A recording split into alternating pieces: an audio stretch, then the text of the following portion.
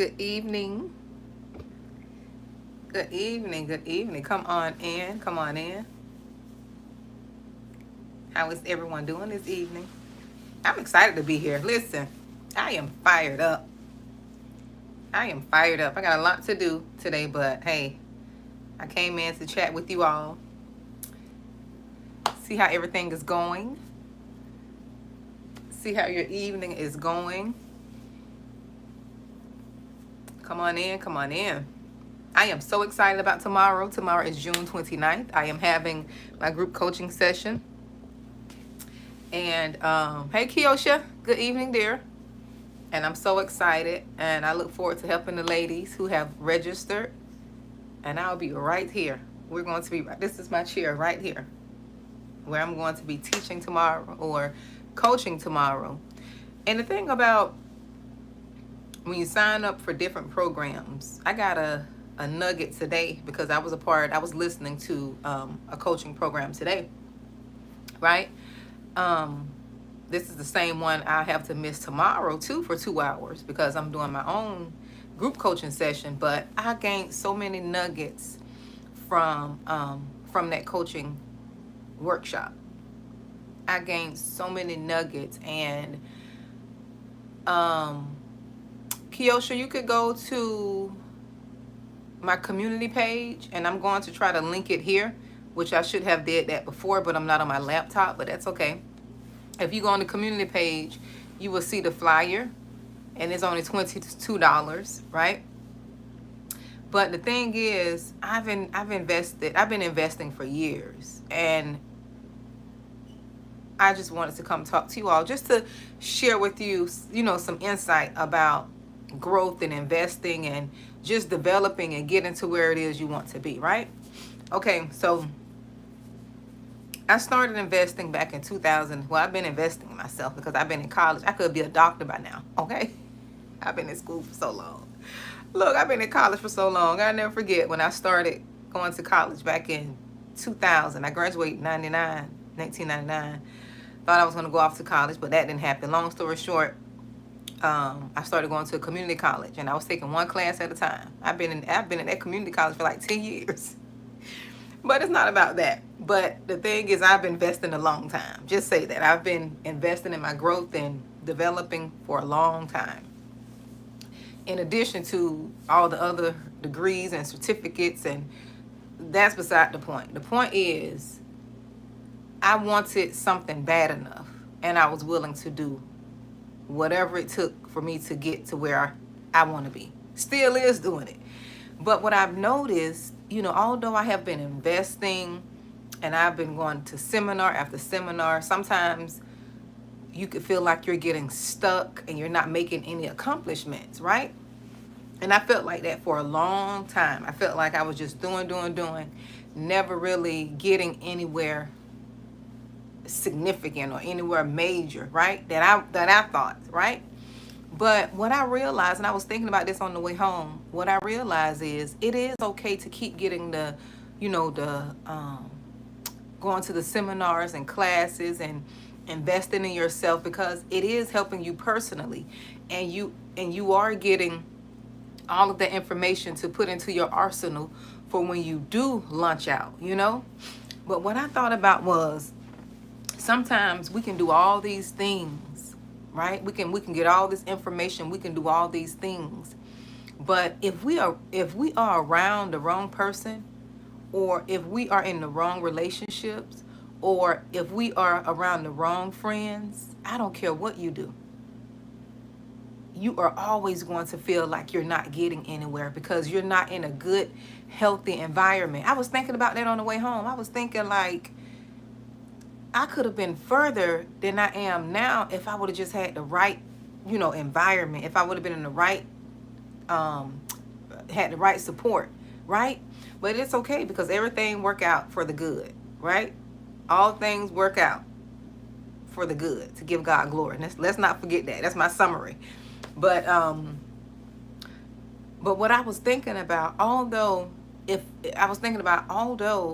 I wasn't in the right environment, right? And I wasn't able to break free like I feel like I'm about to now. I feel like I'm about to break free.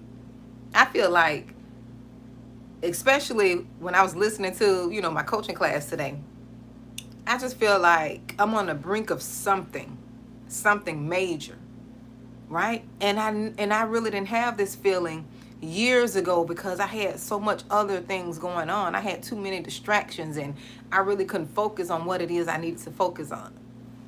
But now, excuse me, but now I feel like I'm getting to a place to where all that information, right, all those seminars and classes and things that I've been doing over the years, I've been doing this for a long time, like just getting information, fighting my own inner struggles and overcoming abuse and, getting through different things and just dealing, with myself, right? Just dealing with myself. Like all of those things that I've done, it is going to be all the more better. It is going to be better. Not all the more, because it is the same thing, all and more. But it's going to be better for my my clients, right? My customers when I do my lunch for my business, right? Because I did a little trickles here and there and just dabbling around with a little thing, with a few things, not really, hard pressing, focused on coaching, coming on here. Like when I come on videos, you all rarely hear me say, oh, get my coaching program, book me for coaching. And all you rarely hear me say that. Just this week, because I have this group coaching session that, I was led to do. That's the only reason I've been saying it. Are you guys coming? Would you like to join? Just advertising, right? But before then, I just came on here. I did videos, really was just speaking what God was putting on my heart, really trying to help the people, really trying to, excuse me, seems like I can't talk today, really trying to just help and encourage and, motivate and help people look at themselves and look at their situations. And that's all I've been doing. Not really advertising, oh, book me as a coach, or would you like to, however people do it on YouTube, however they do it. I didn't do any of that, right? Because I was more focused on getting my messages out, providing information, right, that may help someone, right? But after listening in on a coaching call today, it's time to change some things up for Responsibility LLC, because this is my business channel. This is a coaching channel. This is a personal development and life coaching channel, right? But I used to just come on here and just chit-chatting about, random things, or, I have topics, or, I'll check in with you all to see how you're doing, or God will give me a download to speak something more spiritual, because I think that's all a part of it too. It's all a part of it. We can't do anything. We can't heal and get coaching without that spiritual piece. I don't care what we do, paid or unpaid. There's no way you're going to get to where you want to be without that spiritual piece, right? We need, look, on some of these jobs, you all need some spiritual healing. Look, from some of these jobs, because you have to deal with people. And whenever there is people, there's going to be chaos, there's going to be pain, there's going to be confusion. So I'm sure some of the information that I provided really have been helping you all, because I went through a period of, dealing with things on the job. If you go look at my older videos, I even got a book that I wrote regarding, how to overcome petty office politics and become the person God has designed you to be. It's an ebook. I don't think that's the title, but I know it's how to overcome 5 ways to overcome petty office politics. But that was from prior experience and listening to, different people and, my own account, So I just wanted to come on here and let you all know that don't worry about that you're not where you want to be. Don't worry about it seems like you keep investing in buying program after program. And that's how I was. I went through a season of going to seminars, buying programs. I just went to a seminar, event weekend before last. I think it was on the 8th. I did win free tickets though. I won them free tickets, and I'm glad I went because I connected with a few people. And I love socializing, networking. That's my thing. But I connected with a few people, on social media, a few authors and a few, people just trying to find their way, And I'm glad I went. And I may be invested in another program, but I have to see how things go. I'm praying about that because that's a large investment. But what I want to say is keep investing and don't worry about watching no one else. Don't worry about watching anyone else and what they're doing and how far they've gotten and, like comparing yourself. Don't worry about that. Because I thought about how long I've been investing and, trying to develop personally, going to events, improving my skills, taking speaking classes, taking coaching classes, signing up for. It's been a long time. It's been a long time. And I finally could say, and I finally could see all of that investment that I've been doing over the years. I can see there's a light at the end of the tunnel. I can see that all of that information that I was gathering is going to be used for a greater purpose. Like when I really start coaching and receiving the clients, they're going to get more than what they bargained for. They are going to get more than what they paid for. This is when you offer value.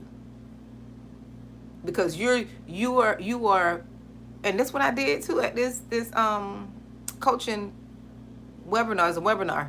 No, it's a workshop. I got to get the name right, but it's a workshop. Show the workshop because they have to take notes. But it's a workshop and it's interactive. But I invested $97 in that workshop. $97. I got the early bird special because it's like $500 if you get it after. So I believe in investing and getting the early bird specials. And when I'm led to do something, I usually would do it, right? But I invested $97, and on the first day, I've gained so many nuggets to transform my business, to transform responsibility. I've gained so many nuggets. And I see why it's so important to hire or invest in people who are doing what you want to do or who have something that you want. It is so important.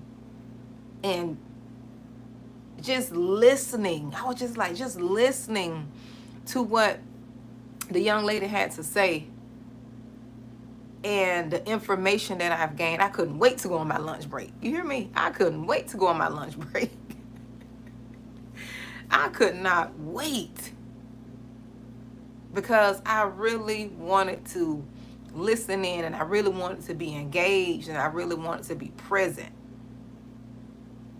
because that that workshop had so many nuggets.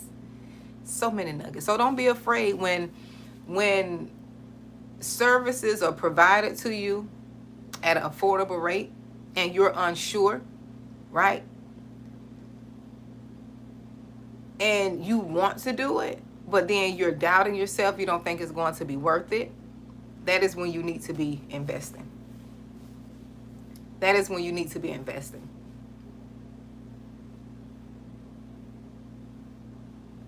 I know it's probably like, I don't know if this is going to be good because the prices are too low, but they're not going to be low for too long. My coaching services and my courses and classes, they're not going to be, this minimal price for too long at all. At all. Like the services I've been providing, the classes, the master classes, they're not going to be at those prices. I mean, I was giving them almost pennies on the dollar. That's why people probably didn't sign up. They're like, she's selling this too cheap. It's probably not worth anything. And sometimes that's just how people see things, right? I'm being honest with you. That's how people see things sometimes. When it's too low and it's not, at a high price or expensive price, it tends to like run certain people away or make people skeptical. It does, it really does. That's why certain people will price things a certain way. Have you ever noticed like certain people will price things a certain way, and although you may not be able to afford it, they're pricing it. They're pricing their services a certain way because they only want a particular client. They want a certain type of client. And when they price, I learned this too. Okay, I learned this too years ago, and it made so much sense. So when they price things a certain way, right? They're doing that to appeal to their clients. So it doesn't matter how much you complain or I complain about it being too expensive. If I can't afford what it is that person have to offer, that's not my I'm not their client. Do you understand what I'm saying? If someone priced something, say for $700, because I've invested in a master class that was a lot of money, and I remember telling this girl I used to talk to, one of my acquaintances, years ago, I told her how much I invested in the class. She was like, "Oh, that's too much. I would never invest in that." Yes, you would never do that because you're not me and you don't see the value in what that person has. I invested because I saw the value, and it was value. And to this day, I am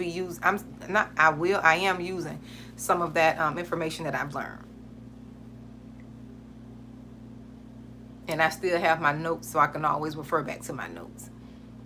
I've done a lot of investing in myself, a lot of investing and getting things to how I really want it to be. How I really want them to be. But I know I'm on the cusp of something, okay? I'm on the cusp of something, and I'm excited about that. But I would love for you to join me tomorrow, June 29th. Kiosha, let me know if you can register. I don't know. I have to go in and check because I have to be up early tomorrow getting ready for you all, because that's a 2-hour class. And we'll have a few breaks in between, so it's going to be Eastern Standard Time. So I look forward to seeing you all tomorrow.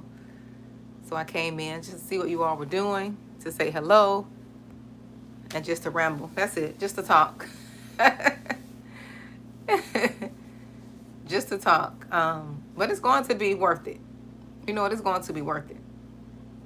I know it is. You get to ask your questions, especially if only a certain amount of people register, you get to answer all. See, I like to ask questions. If I don't know something, I be the first one to ask. Look, even at work, I be like, listen, XYZ, I'm the first one to ask, "Hey, kitty, how are you doing?" That's what I call, that's what I call my little kitten. Her name is Skittles, but we call her kitty, and we call her Boo Boo. We call her Boo Boo. Her name is Skittles. Her registered name, with Animal Care Control, with the county, is Skittles. And we call her kitty though. She's cute. She's mixed with the Mancoon. I found out she's mixed with the Mancoon. She's gray and she's so pretty. But I would love for you all to join me. But come prepared to ask your questions, anything that, you are, seeking to sort out, or you're skeptical about, or, you don't understand. Like, bring all of your questions. You can't, when you get into these rooms, or when you pay for something, I don't care what the cost is. I don't care if it's a small amount or a large amount. Learn to ask questions. Learn to ask the right questions. I'm not ashamed to ask questions. You hear me? I'll ask whatever I want to know. I'm going to ask. I speak up. I use my voice. Because for a long time, the enemy tried to take that away from me. Tried to silence me with shame and pain and hurt. But I say no more. I'm not doing that. I'm not going to be quiet. Regardless. Regardless of what he tries to do, I'm not going to shut up. Because the enemy will try to take your voice away from you, so you can't help yourself, and nor can you help others. You can't help yourself, and nor you won't be able to help others. You won't be able to do it. So he tries to silence you with fear and intimidation and shame and secrets and everything. He tries to play on your mind. Oh, somebody gonna find out this, or they gonna know this. So whatever they find out. So we're in a world where nothing is hidden anyways. Let them find out. Because once you take the shame and the pain and the fear away from things, nothing will be able to hold you back. Nothing. You won't be afraid. You won't be held back by fear and what people and thinking about what people are going to say and what they're talking about and how they see. You won't have any fear. You won't be held back. You will not allow anything to hold you back once you realize, once you let go. Let go of being fearful and speak and use your voice. You won't let anything hold you back. Nope. Trying to get my camera straight. But I won't be on here too long with y'all because I have to go work out. And then I got to work out and I have to get ready, get prepared for my class tomorrow, my group coaching session. Okay? Tomorrow. That's 2 hours. That's a lot of time. That is a lot of time to invest and to learn introspective work, overcoming fears. It is a lot of time. And I know sometimes we feel stuck, so we keep, listening to different people, and we keep signing up for different programs, booking coaching sessions. We just feel stuck because there is still work to do. Like one coaching call or one event is not going to get you out of a 30-year mindset, 40-year mindset, some people 50-year mindset, 60-year mindset, or 30 years of abuse, or 20 years of abuse, right? One session is not going to be able to do that. You have to keep doing things over and over and over again. That's the only reason I rebuke the devil. I can't talk. I rebuke him. I rebuke him right now. That my words will come out clearly. That my words will come out clearly. But sometimes we want things in the microwave. I used to be like that. I was in between the microwave generation and, the generation that had to wait for things, right? I'm in between the oven generation and the microwave generation. Back in the days, we didn't have no microwave. Your food you had to take out, reheat it on the top of the stove or in the oven. We even made popcorn in the oven. You remember we used to pop the popcorn in the oven? And that took a while. You had to sit there and watch it. The little bag, the little tin can, the little tray, and it had the little aluminum bubble. And you had to sit there and wait. Put it on a certain temperature. You had to sit and wait. I'm in between that generation. The popcorn generation and the oven generation. In the oven generation, things take time. You think you're going to get over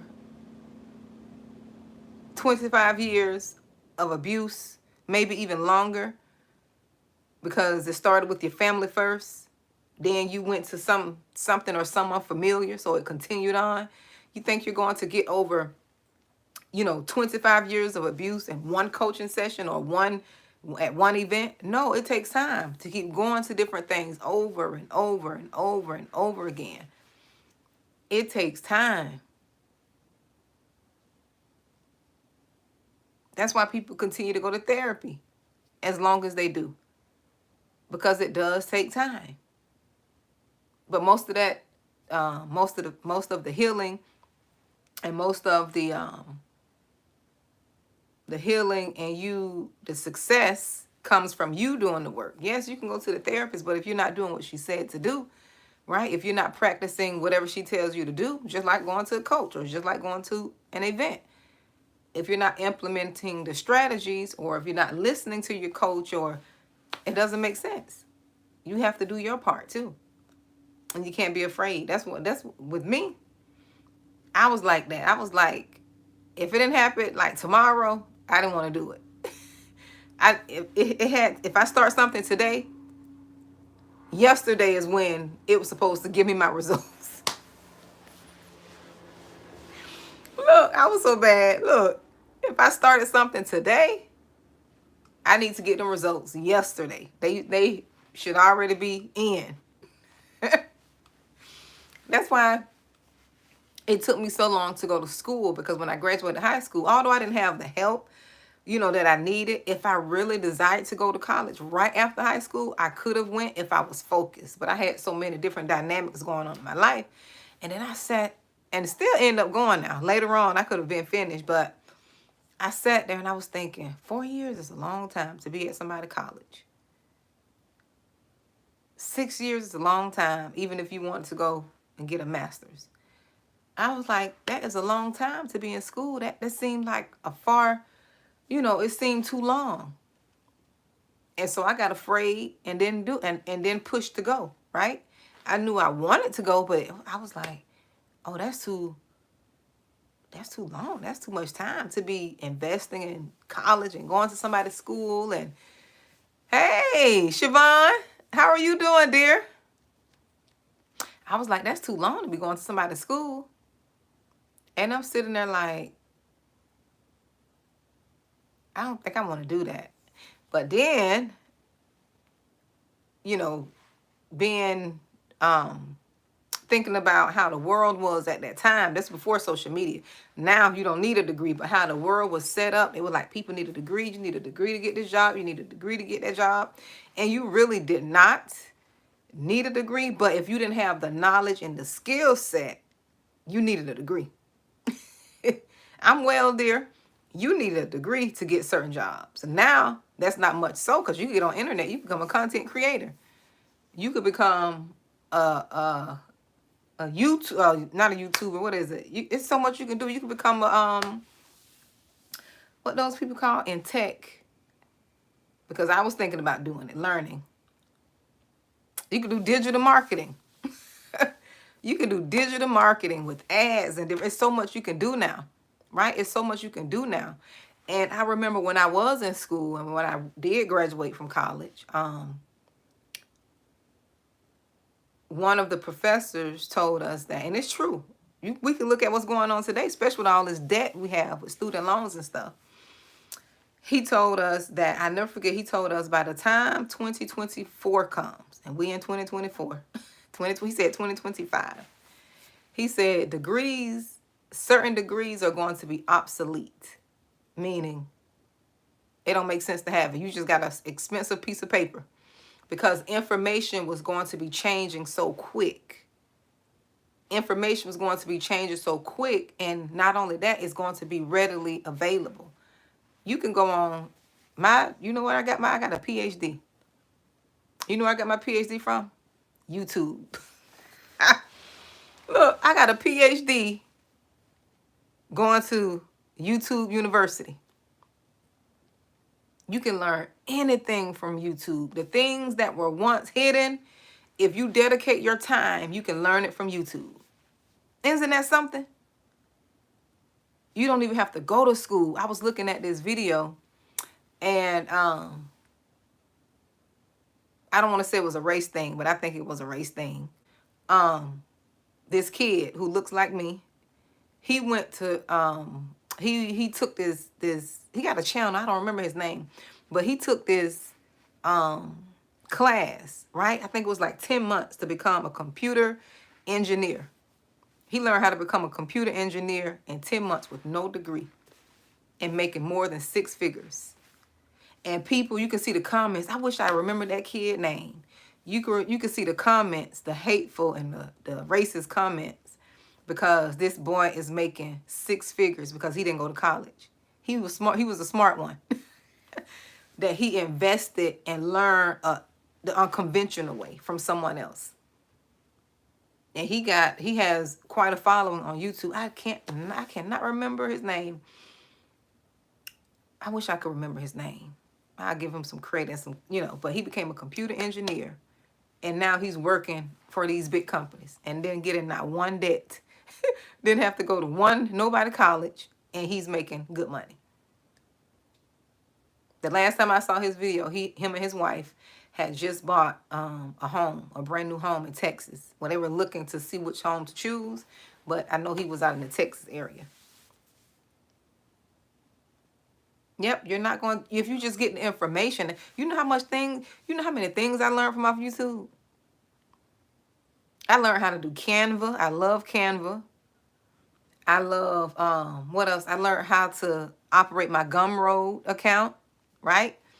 I learned how to set up my YouTube channel from off YouTube.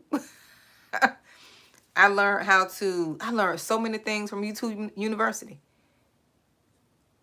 I learned so many things. You just have to invest the time. See, people don't want to invest the time. We don't want to invest the time. I ain't gonna say we, you all, because I invest the time. I will invest the time to learn anything I need to learn. Anything that I don't know, I will research it. I will invest. I learned some of my best meals from off YouTube. How to cook my best meals. I cooked some fire curry chicken about 3 Sundays ago, 3 weeks ago, about a month ago. I swear I was from the island. I cooked it so good. I love finding new recipes from off YouTube, trying different things. All my healthy meals that I cook too, from YouTube. Because if you know how to cook, you're going to put your own spin on it. It don't have to be exact. You may substitute something, but you get the idea of what they're doing. I love, look, Siobhan, look, sis, I love finding new meals, okay? Quick meals. See, I grew up, I'm from the South, so I grew up on neck bones and hog maws and pig feet and all that crazy food. I stopped eating all that stuff because it's not the same. I don't want high blood pressure, so I stopped eating all that, soul food, what we call soul food. And I tried to adopt more healthy meals, cornbread, collard greens. I still eat that every now and then if someone cook it or if I'm going to an event, but I don't cook like that anymore. I don't cook like that because I watched my grandmother grew up cooking, so I would have cornbread, collard greens, rice every day, gravy every Sunday. Every time I cook, got to be some gravy and some rice. I had to stop cooking like that and change it up. I know I love soul food now, but I know that soul food is not good for your soul, Siobhan. Look, it's not good for your soul. That's why we got these different ailments. Like, we have to do better with our health. And I know it's hard because I like to eat too. I love to eat. I used to love me some ribs. I used to love me some smothered pork chops and macaroni and cheese and green beans. That was my favorite meal with some cornbread. But I had to stop eating all that craziness. And I had to stop and do it in moderation. If you do eat the food, because I don't eat pork like that no more. I have some bacon every now and then. But I used to fry some pork chop like it was second nature. Like you brush your teeth, I have some pork chop in the frying pan. I'm glad I stopped because we got these air fryers and I would have me a pork chop in there every week. But I stopped eating pork chops. You hungry? Listen, Siobhan, girl, I used to cook some good food. See, I know how to cook. My grandmother, I've been cooking since I was 14 rather. Probably earlier than that. I wish I would have learned all her recipes. My grandma, this is my dad's mom. She was a real good cook. I wish I would have learned all her, especially those homemade biscuits. I think I could have been a millionaire off them biscuits. They were good. But, yeah, I had to stop eating all that stuff. It's good, but not good for you. Not good for you. That's why our grandparents, I know my grandmother, she had a lot of sicknesses and illnesses. So, and instead of trying to, repeat the cycle, I had to just stop eating, how I was raised to eat. And it's nothing, you're not selling out. Big Mama always had knee problems. Yeah, Big Mama just knee problem, breathing problem. She was always pumping asthma pump. She had too much going on. Sorry, I ain't trying to put Big Mama down, but Big Mama just had too many ailments now. I don't want to be a burden to my children if I can help it, you know? If I can do what I need to do, I don't want to be a burden to them. Yep. Yes. Yeah, them different sicknesses, you know, that's how the enemy get us too. He know how to get us. He know how to get us. He know how to make us keep eating and eating and eating and eating and not really take care of ourselves. I'm dealing with that now. I'm not talking about nobody I don't know. I'm talking about somebody I know. I'm talking about myself. I'm talking about myself. It is hard. It's hard to fight that demon of food, that gluttonous spirit. It's hard to fight that. But I be rebuking. I'm like, Lord, I need to be disciplined in what I eat and how much I eat, because I love to snack. I love me some snacks. I snack in a minute. Yeah, she did. I always had it because she was always cooking. That's why her butt had all them kids there. We had some good food. I loved going to my grandma's house. She always had the best snacks. She had the best snacks, the best cookies. Look, she had the best snacks and cookies and everything else. Honey buns. My grandmother kept snacks. I just ate. She was like, she used to tell me, I don't understand how you so small and you just walk around and eat all day. The food was there. I just used to eat. She had noodles, them windmill cookies. You know, back in the days, you was able to get 3 loaves of bread for $3. I mean, for $1. And them little cookies were like 10 cents because she used to shop at the bread house. And them little cookies I'll never forget because I used to go with her. Them little cookies, them windmill cookies, the little pink and brown ones, they were 10 for $1. And I used to go with her. She'd get all kind of honey buns and apple pies and apple cookies. And I used to love them ramen noodles. You know, that ain't good for you either. That's stuff poison. But I used to love me some ramen noodles. I eat them every now and then, every blue moon. And little ramen noodles. Yes, girl, the windmill cookies, Siobhan. My grandmother, listen. Look, I got me a jar of hot sausages right now. I went to the warehouse. You got to go to the hood to get that stuff, though. I went to the warehouse, and I got me a jar of hot sausages. Look, in moderation. And if my kids want one, I sell them to my kids for $1. My baby's like, Mom, I know you're not going to charge us for your hot sausages. Yes, I am, because I bought these for me. And I want to eat them in moderation. So my girl gave me $5. And she said, I'm paying for 5 in advance. I said, I'm trying to pay off some debt. Ooh, I do. I charge my kids. I had to hustle and get everything I had. I had to work. Right? I had to work. So I came up with ideas when I was younger. I came up with ideas to sell stuff and make money. I used to make Rice Krispies and lollipops. And when I was in high school, I used to, sell anything that moved. The only thing I didn't sell was drugs and other stuff to keep it clean for Facebook. Because people did some strange things for a piece of change. I didn't get into all that. I did it the honest way. I babysat. I was always trying to come up with ways to make money. That's why I'm the way I am now. Yeah. That's why the way I am now. Because I grew up like with this entrepreneur mindset. Like always trying to figure out ways to make money. I used to do nails. I'm a licensed nail tech. But I gave that up years ago, though. I let my license expire.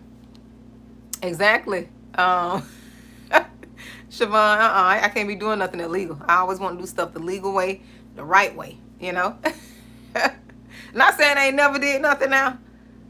Not saying I ain't never lied and did things I didn't do, then shouldn't have done. Because when you're around a certain environment, you do crazy stuff. You do what the environment do. So it was some crazy things that I did, that it wasn't outlandish, but we used to do it. But you just do stuff because everybody else do it. And then when you get some knowledge, you be like, that's wrong. I'm not doing that. And then people get mad at you too. They get mad when you don't want to do the craziness no more. Because now you know better. Like, because when you was in it, yes, chosen ones, Siobhan got many talents. And see, God wants us to use these talents. And that's what I'm doing. Talking is one of my talents. But I can create, I won't just say talking. It's a certain type of talking, exhorting, counseling. That's always been, I've been like that since I was in high school. They used to call me an old lady when I was in high school. They were like, girl, you're an old lady. They were like, old lady, where you going? because I was raised by my grandmother, and I always had this, this little sense of wisdom. Like, I was always like before my time. Yep. Chosen one. Yeah, God gave us those talents because he wants us to use those. He don't want us to be stuck on no job. Now there's nothing wrong with the job. Now don't because I'm working, okay? And I know that I thank God for my job. But he also wants us to be using gifts. He said our gifts will make room for us. And you know what your gift is? Your gift is what comes natural to you. Your gift is whatever comes natural. We often dismiss it because we think it's nothing. But everybody else want to use us for it. Everybody else wants to use you for your gift, but you don't think it's anything because it's natural. A gift is something someone gives you without a price, without paying for it. Oh yeah, but no, I understand. Yeah, I understand. A lot of them chosen ones are not designed for 9 to 5s. God will make provision for you though. He'll make provision. Even if he send you to a 9 to 5, it's for purpose. It's for purpose. We just have to know what season we're in. But some of the chosen ones cannot be, because they gonna say what they need to say, and they're not going to do anything that doesn't feel good to their spirit. Okay? They're gonna do what's right. They're gonna stick to the book. And a lot of people can't take that. A lot of people can't take you being opposed to certain things. You don't even have to say anything. Just your energy gonna let them know. But yes, I had a unique upbringing, and I don't regret it at all. I don't regret it at all. I developed a work ethic and I'm gonna make a way regardless. I know you're not talking how much you be having me laughing over there on that channel. I be rolling on the floor laughing. My stomach be hurting. I don't need to work out. I just go to your channel and I can get all my ab workout I need. But yes, I had a very unique and see all those things that I've been doing. Come to think of it, now that I'm talking about it. And that's why it's good to talk. See, when you talk about things, and when you hire a coach or go to therapy or talk to God, or whatever you do, however you do on your journey, right? Because I tried therapy didn't work. Look, and I talk about it too on on one of my videos. I don't know which one. How I was trying to go to therapy, and I had went down the list. I had like 4 therapists that I was gonna call to see, if they had some openings. And I'm sitting there, waiting and going through the little list and going through the motion. And God said, the only thing I told you to do was forgive. You don't need no therapist. You just need to forgive and let go. And that's how I got my counsel from God. I forgave and let go, and guess what? I was healed. Dara, you better use some of them gifts. I'm sure you got plenty of gifts, brother. You got plenty of gifts. You just have to, learn how to use them. You just have to learn how to use them, learn how to monetize. Even if, because you don't need an LLC, right? People always tell you need an LLC to start a business. No, you don't need an LLC. You don't even have to stress out about that. You do not need an LLC to start a business. I hope you all know that. I hope you all know you don't need an LLC.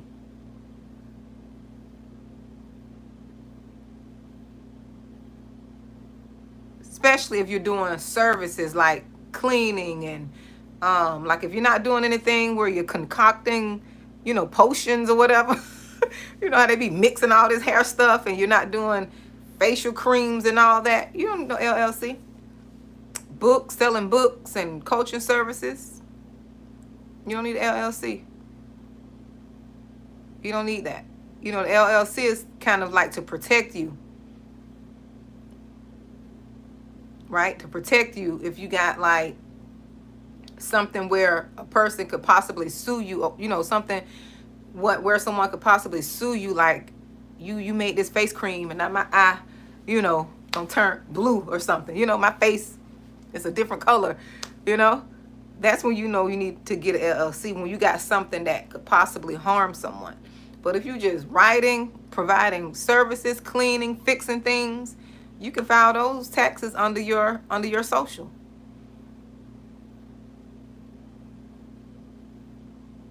You can file that under your social, even if you're drawing. If it's not something where somebody could possibly sue you quickly, just use your I did it when I wrote my first book. I did it. And other services, I was helping somebody with Mary Kay. I was doing administrative work for this lady who was one of the top sellers of Mary Kay. Although she tried to get me to join, but no, I said I'll help you out. I don't have time for Mary Kay. I got to do my purpose. I got to live. I got to do what God told me to do. Yep. Or you probably just need to hire you some help, Daryl. Find, you know, ask God to show you someone who can mentor you and coach you. You may have to pay for the services because it is the services that they provide. But find someone who is doing what you want to do, and invest in them. If you can't invest, go watch their videos on YouTube and implement and apply. I got on Mary Kay now though, my makeup. Just the foundation. Me too, Siobhan. I love me some Mary Kay too. Their foundation. Or just find somebody. You have to invest. If you feel stuck or don't feel like nothing is happening, it's time for you to invest. You have to figure out a way, even if you don't have an income, you have to create a way to get the money you need to pay for the services you want. Pay for the services.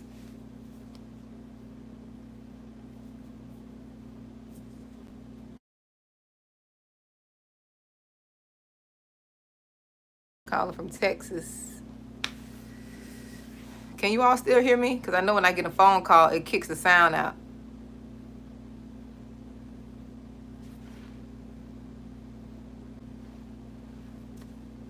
Can you hear me? Just let me know. Put a 1 in the chat because someone was calling me. So,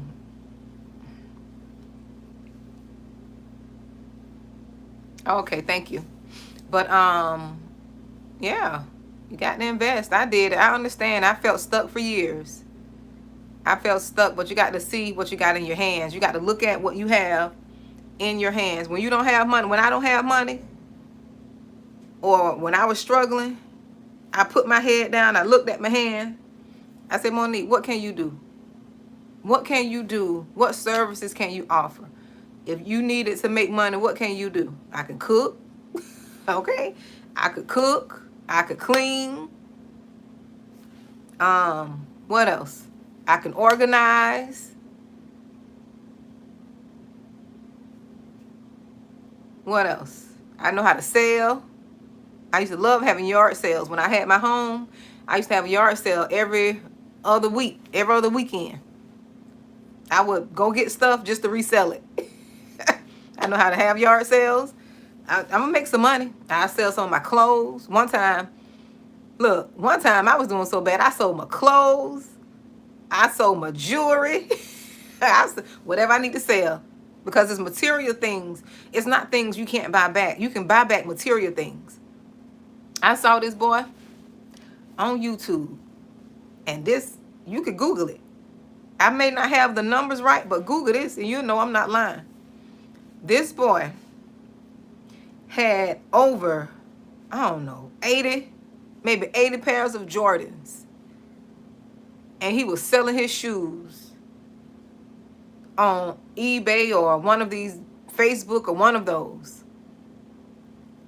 He was selling his shoes, and I think that boy made over $8,000. $9,000. It was a high amount. He had so many shoes. Now my numbers may be wrong, but the story is true. I know he had a whole bunch of shoes that he got rid of, and he made so much money off selling his shoes. Jordans. They were all Jordans. Throwback Jordan. He had all Jordans from every year just about. But he needed that money. He got rid of them shoes too. Google, YouTube it. YouTube it. Google it. It was a big thing. You got to say, you got to do what you can do. You got to do what you got to do. That's legal. Do what you got to do. That's legal. That's not going to put you behind bars, and use what's in your hands. I say, you know what? I could cook me some chicken and fries. I could sell some chicken and fries. Look, I was like, I could sell chicken and fries. I could become a candy lady. Look into the cities, shut me down, Look, you have to say, Lord, you have to forgive me. But if you need money, you got to do what you got to do, Listen, I'll come up with creative ways. I used to do hair. I used to do nails.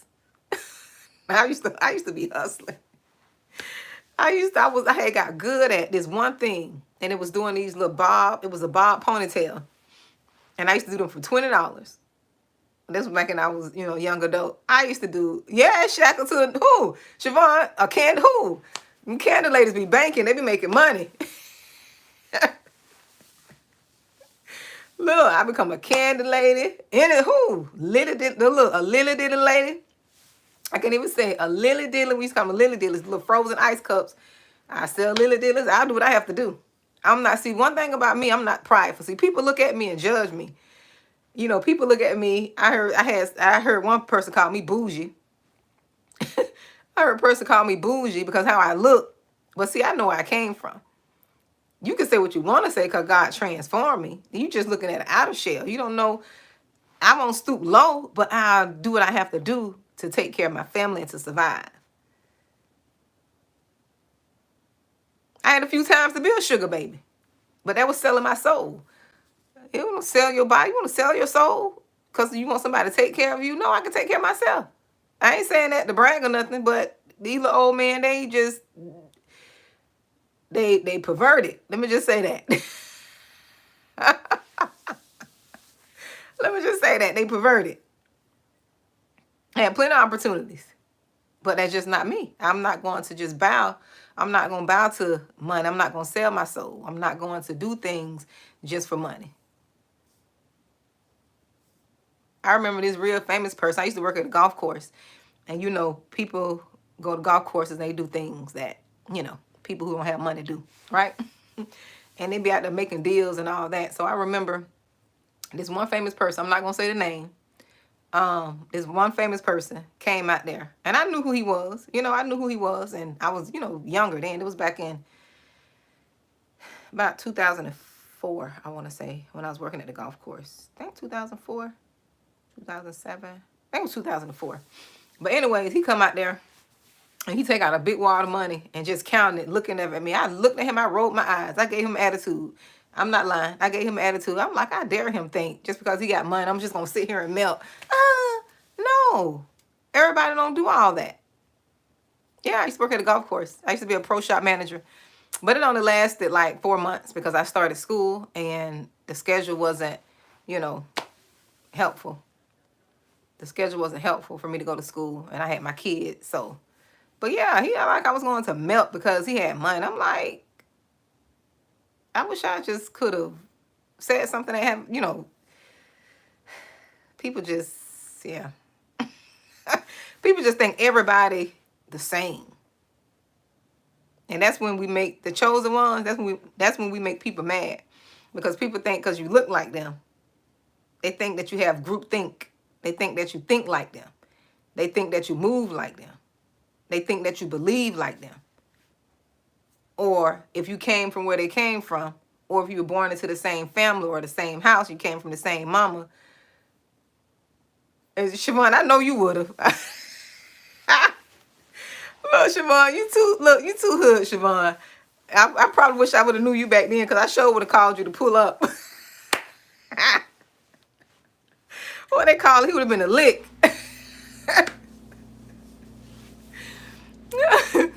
Oh, Lord. Jesus. You're not going to have me on here laughing. I got to get ready to go work out. But, yeah, people think you think and do things and move like them. And they realize you don't move like them. You're not going to do things that are fraudulent. You're not going to do things that could jeopardize, anything that you're doing. People get mad at you for that.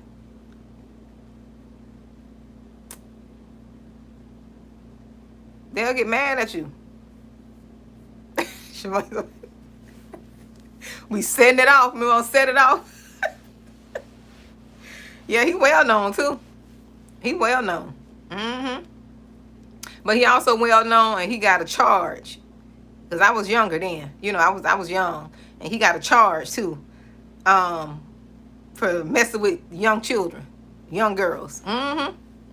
He got a charge. I say, look at this. I say that's true. Look, I said that's true. Cause I remember when I was working and how he, was trying to put money in front of my face. Yep. And who I was young too. I was young and, just came out of a abusive situation, I was young and could have easily fell for that. But God was waking me up at that time. He was waking me up. So, I wasn't, I wasn't about to do that. Diddler, I don't know who that is. I don't know who Diddler is. Not Kelly, when Kelly was a football player. That's all I'll say. He was a football player. He probably don't remember. I do though. Because they do it so much. They so used to people. Look, they so used to people falling at their feet when they see money and all that.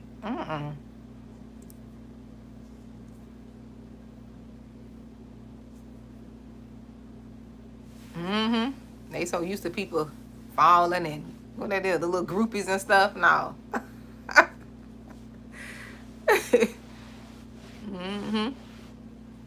Yeah, they so used to people bowing down and falling all over them, and I gave him an attitude. I'm like, and I can't even look. I've been delivered so much, I can't even get an attitude I used to get back in the day. I can't even roll my eyes for real. I can't even do it if I wanted to.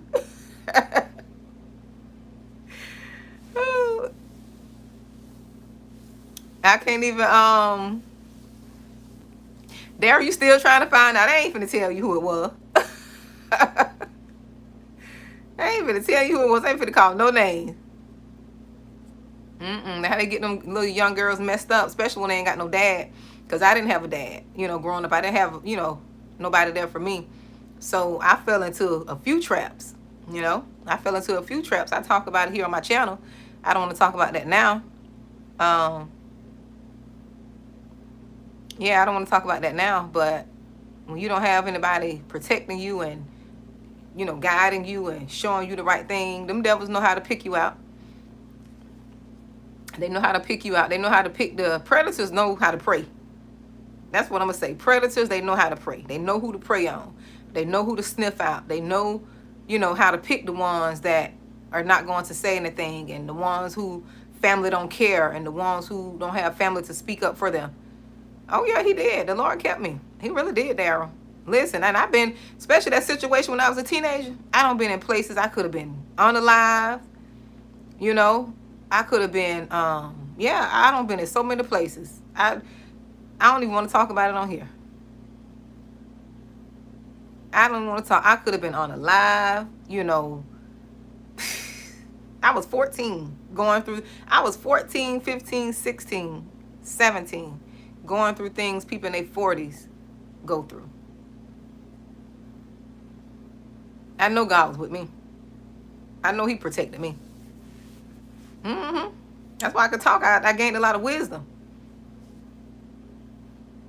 I gained a lot of wisdom from that.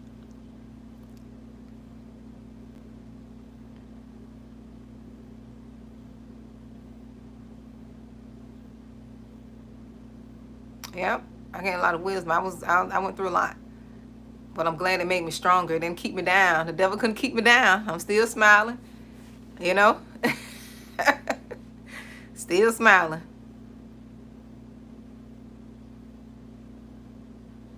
Oh, thank you, Time.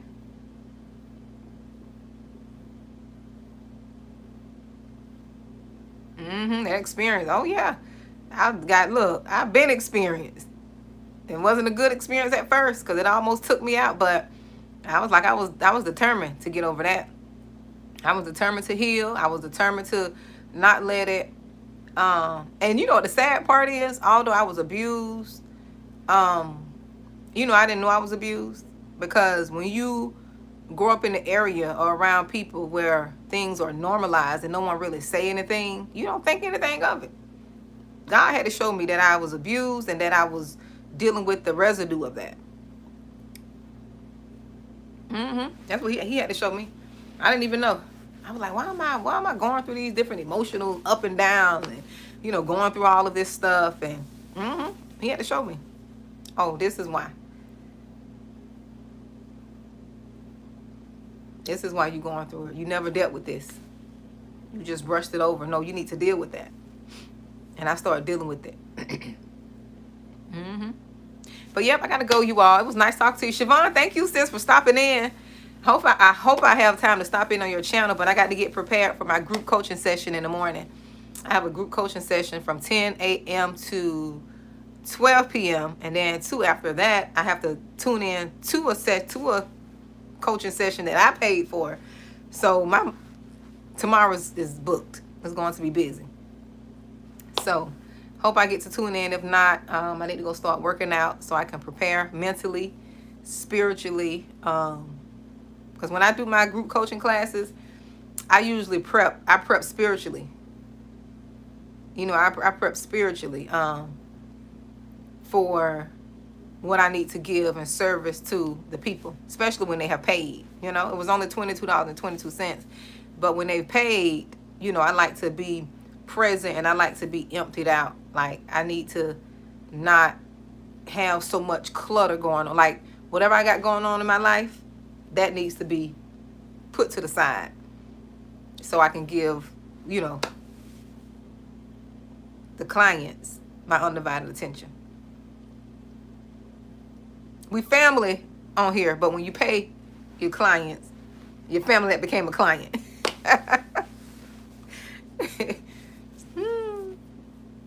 But yeah, this is my business channel. I'm sure it did. Y'all should go look at I got a, God gave me that message. It was about a year ago, because I don't sit here and, it's about a year ago where I was talking about how God is raising up kingdom men and how God is healing, a lot of men, because a lot of men have been, abused too and broken, and a lot of them don't want to face that pain. They don't want to admit that they were abused. They don't want to admit that they were raped or somebody took advantage of them. But God is healing a lot of those men, like kingdom men. He's raising them up. He's raising up the thugs. And Siobhan, he may have you out there to help change these, gang members. Cause you had it. You look. I thought my story was bad. I thought I went through something as a chosen one. Now it says you went through something. You went through a lot, but it's for a purpose. So he may have you out there helping, getting those young men to see that, they got a call on their life. And the same way they're out in the street serving the devil, God wants them to be the same way in his kingdom. He don't really want you to change. He wants you to change who you serve. Look how Siobhan be ready to fight. He wants you to be fighting like that in the kingdom. He wants you to fight for his kingdom. Just like that, Siobhan. Look, he don't want you to change. He just wanted you to change who you fighting now. Now you're no longer fighting these people and be no men. Siobhan, girl, you a trip. You had me when I tell you. You had me over there laid out. I couldn't even wash dishes and cook. I was laughing so hard at you. Instead of beating on these folks, now he wants you to beat on the devil.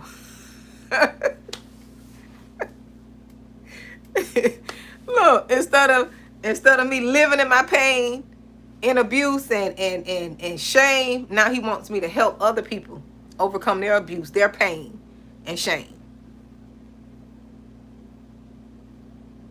So we just need to what? Transition. We need to transition of what side we on. First we fighting for the devil. Now we fighting for God. Because people think, see, this is what religion do. Religion, this is why I can't stand religion. That's why I have a personal relationship. Because religion have you thinking just because you a fighter, you a warrior, you know, however you are in the world, right? However you are in the world. God don't want you to change everything about you. If you were a fighter, he wants you to have that same fighting spirit. Now he wants you to just transition to whose side you fighting for now. Yes. If you were, you know, if you were, I don't know, what other thing other than the fighter? Because I was a fighter, but I wasn't like Siobhan. I wasn't a fist fighter.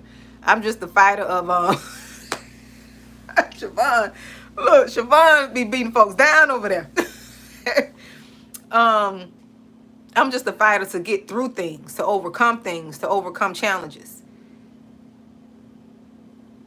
Right? So, and although I still attend church too, Siobhan, I still do attend the church. I attend the church, but I don't attend the church looking for God. I have a relationship. I don't attend that for him. Look, I have my own. We got something going on, but he do speak to me at that church. But I also communicate with him. If I also communicate with him, but my mindset is, I have a different mindset about church now. Before, it used to be how, you know, you go to church to find God. No, I don't believe that anymore. I believe you got to have a personal relationship, and God will talk to you, and he'll confirm through the pastor, the preacher, or whomever, you know, these channels. He'll confirm what it is you need to do. And you're supposed to be among fellowships, be fellowship amongst other believers. And you can do that on YouTube. You can have a small group. You can have a house church. So the church is not limited to the four walls. I don't believe that anymore. I don't believe that. I used to believe, oh, you got to go to church, and that means you had to go to a building. No, now I would believe you can take the church wherever you go. I can have 3 people in my living room right here. We can have some good old church. I did that. Matter of fact, I did that last when me and one of my neighbors, who was in here just talking about God and how good he is and how he protected us and how, you know, she's from Cuba, and how, you know, how we got through things and how he's good and how he's, you know, how we changing and he's developing us, and it's a journey. Yep, it's a journey. Exactly. Yeah, he gave me a different understanding. Even with paying my tithing, I know that's controversial. That you can't say nothing about tithing, but I got a revelation on that for myself, and I don't have to go against what nobody believe. I just go against what God put in me, the information he gave me, and I look at it from a different perspective. I look at it from the truth, and we ain't gonna get into that. So he surely is. We limit him when we try to put him in them 4 walls. Geeky Girls Journal. We sure do. We religion put too many limits on God. God can meet you wherever you are. And how many of us met God in church? I didn't meet God in church. I didn't get to know real God in church. The real God I learned, I met him in my room, in my bed. I met him in my room. My real experience came from home. In my room. After all them years of going to church, my real awakening came in my bedroom. He ain't gonna come anyways around a lot of people. Oh, you can get some impartation. You can get some impartation. But that real change, oh, you're gonna be by yourself. He never did anything like that too major around a whole bunch of people. He did some, but you know, you be by yourself. Come here, kitty. Let me show you to the people. Oh, she don't scratch me. See my, oh, I'm gonna show y'all my cat, Skittles. She bit me the other day. I told her she could count her days. Exactly. He sure do. That's why I got my weaknesses. I didn't get it. And I was going to church too. I was going to church. I know he was doing something there. You can count your days. Count your days. I know he was doing something, and I know he sent me there. But I didn't get my real experience till I was I was alone in my room. Look, I was in my room.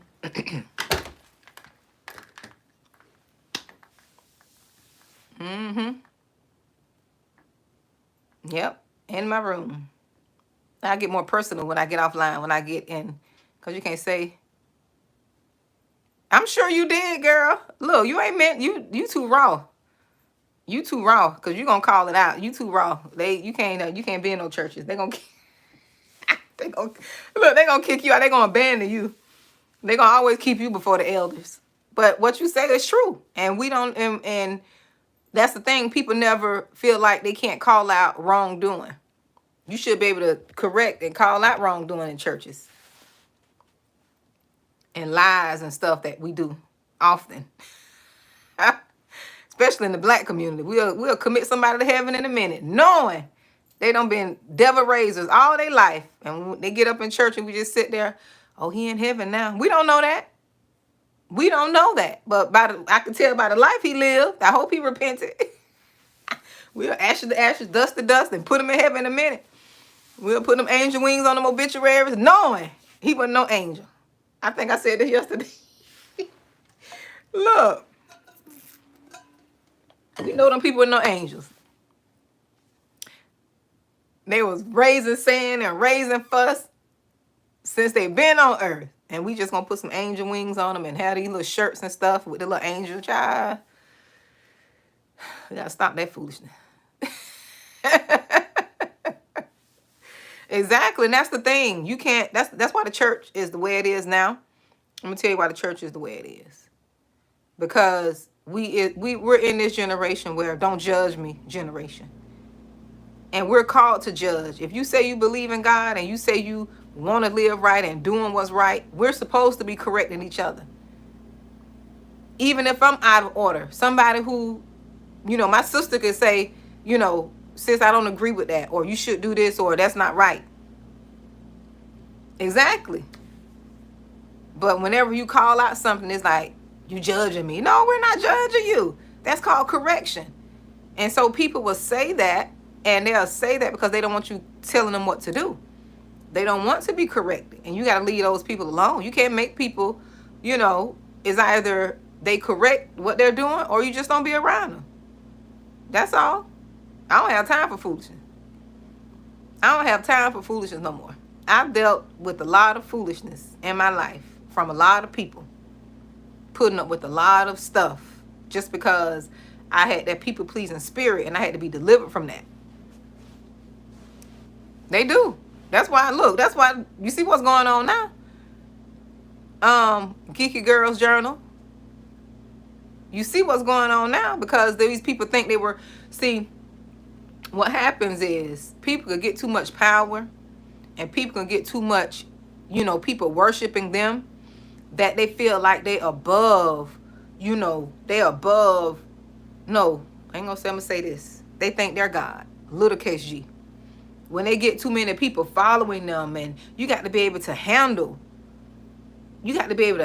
numbers and handle people and not let what people say, like not let what that thing, flattery. You can't let flattery and infatuation, you can't let the praises of men keep you, right? You can't let the praises of men stop you from saying certain things. That's why the church, like mega churches, there won't be a mega church if they preach the real gospel. If these churches preach the real gospel and they called out fornication and they called out manipulation and all this stuff that go on, there won't be no such thing as mega church. Mega church is another word for what that thing called? What word I want to use? Mega church is another word for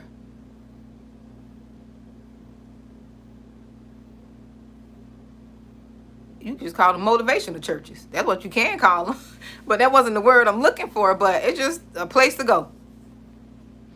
Because if them pastors preached about sin, if they said sin, if they preached about sin every Sunday and fornication, you won't get no people on that door. If they preached about sin, fornication, and perversion, if they talked about being delivered,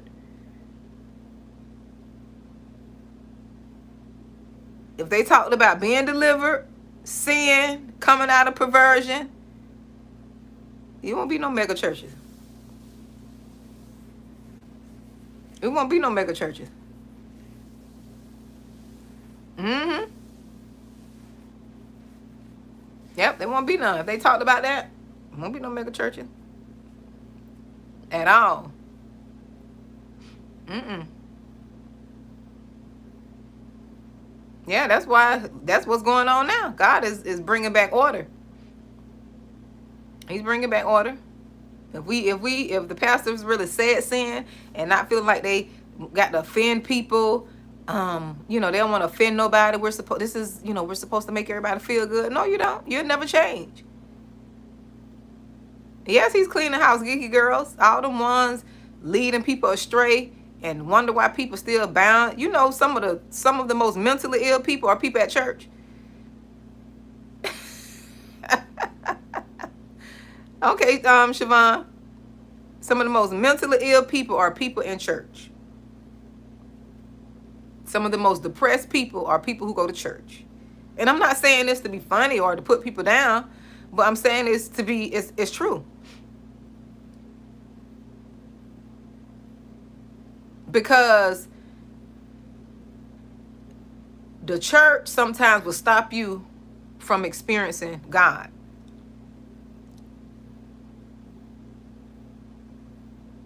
The church is just there to coddle you. Some churches, they're not telling you the reason you're battling depression is because you're fornicating, you sleeping around, and all them spirits being transferred to you. They're not telling you that. You got to come on YouTube and learn that. You ain't got to pay no offering. They're not telling you that.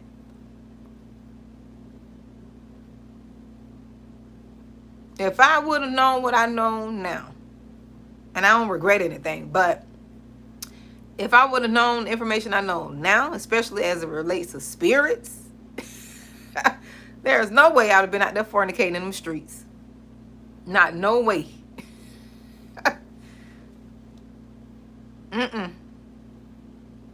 At all. We don't talk about sin. We don't talk about at church. We don't talk about the reason, why purity is important. And then if we do talk about it, we don't talk about it enough because we don't want people to be uncomfortable. We don't want people to be uncomfortable. We want people to come back to church to pay them tithe. And I'll be like, I don't need your tithe. God gonna provide. If you trusted God instead of them tithe, you won't have to worry about compromising in what you say. That's what I believe. That's just what I believe. Because people compromise a lot because they want to keep them faithful tithe payers. And what's the reason for paying your tithe? Right? Now, I'm not saying you should. Now, don't get me twisted. Don't. But what's the reason for paying a tithe if you don't believe in God? Have the tithes become your God? Are you just paying tithes because you want something back? What is your posture? What is your outlook on why you pay tithe? Have the tithe become your idol, or are you just paying it because you want something? That's what you got to ask yourself.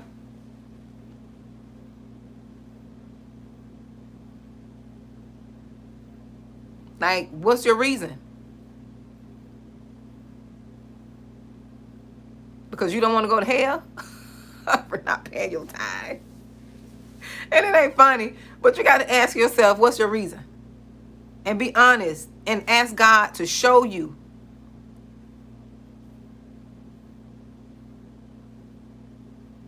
Because some people do it as a security, as if that's going to be their pass into heaven.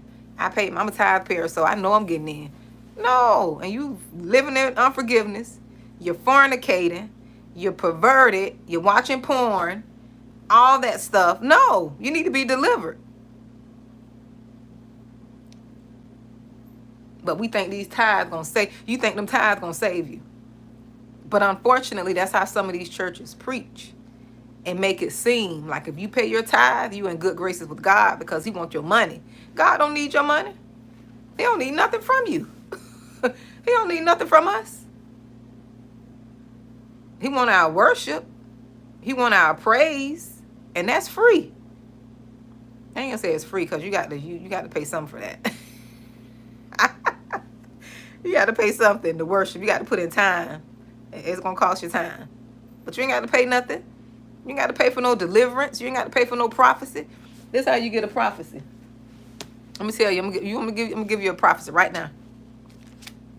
You open that up, and it's free. You see that? You open that up, you get all the prophecies you want.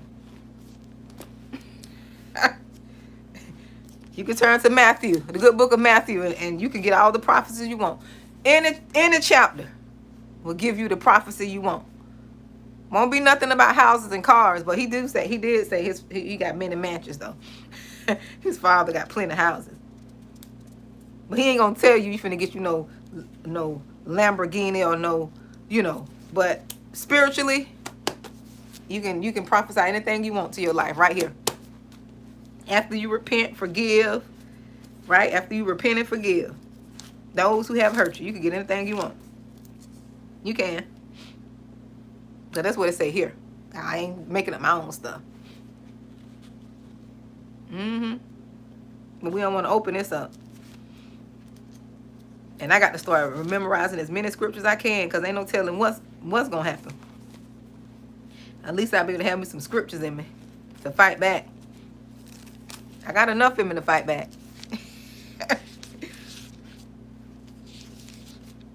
Where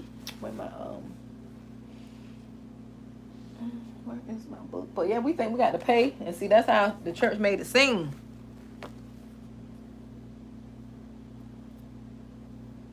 Exactly. I believe that. And see, what we try to do is, let me tell y'all, what we try to do, and I wrote me a lot of scriptures because I was going through, this my little book here, where my little book, I'm always writing notes, but I was having issues with my faith, and I found all them scriptures to edify me. I found all them scriptures. I just went, Googled, and I found them scriptures. Hebrews 11:6, Romans 10:17. So then faith come by hearing, and hearing by the word of God. 1 John 5:4. For everyone who has been of God overcomes the word, and this is the victory that has overcome the world. Our faith. I think that's 1 John 5:4. Hey, baby. Hi, Mom. Did you call me? No. Oh, you text me? No. Oh, okay. Just making sure, because I was on live. Oh, yeah, I did that. I saw you were on live.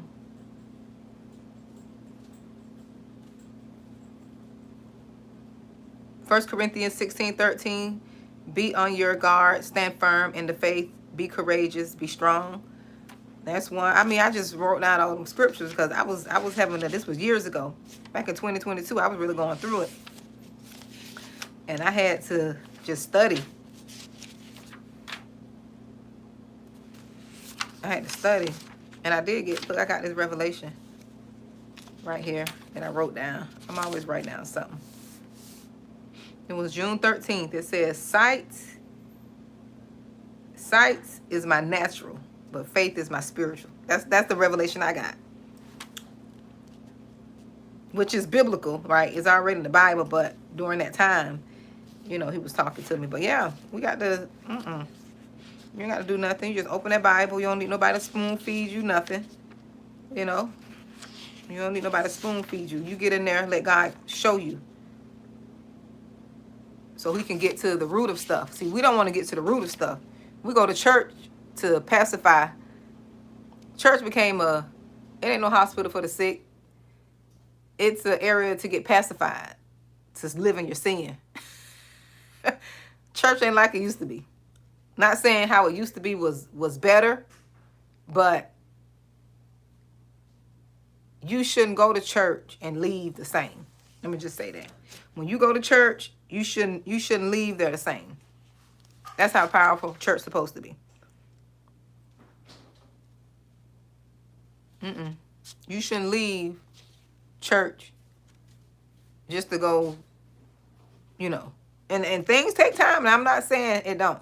But you shouldn't leave church or go to church every day and you go home knowing you're not supposed to be sleeping around. And you sleep around, but you pop up in church every Sunday. That's not supposed to be.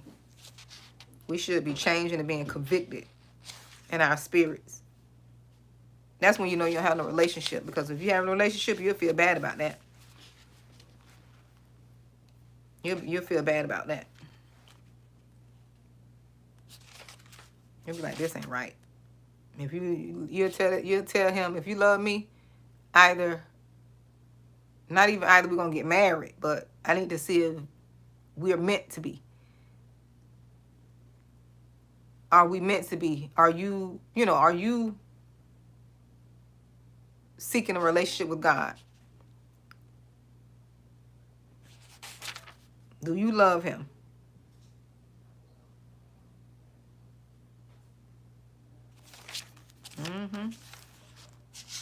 Like there's a lot of stuff we don't be knowing until you come into the knowledge, but that's okay. That's why it's a journey and you have to learn. That's why it's called a journey. Yes, he'll reveal it, Geeky Girls Journal. He will. He revealed to me so many things. And it was like, wow. Just the ignorance. I was just so ignorant and stuff. And a lot of this stuff that we don't know, that's what keeps us in turmoil. That's why we going through anxiety, depression, battling mental illnesses. Mental illness is just because you're sinning against God. Nobody want to believe me. But if you stop sinning and doing things God tell us not to do, you won't be mental. And that's on Mary Had a Little Lamb. If we stop sinning, doing things, sinning, and what I mean sinning is knowing sins. Because people are justifying, we all fall glory to short of. Look, where have that gotten us? Where have that gotten some of these pastors and preachers? We all fall, what that is, we love to say, short of the glory. We do. But if you in these positions and titles, if you ain't got your falling short under wraps, you don't need to be in them positions. You shouldn't be falling short in sexual sin. That's the number one sin that you shouldn't be falling short in.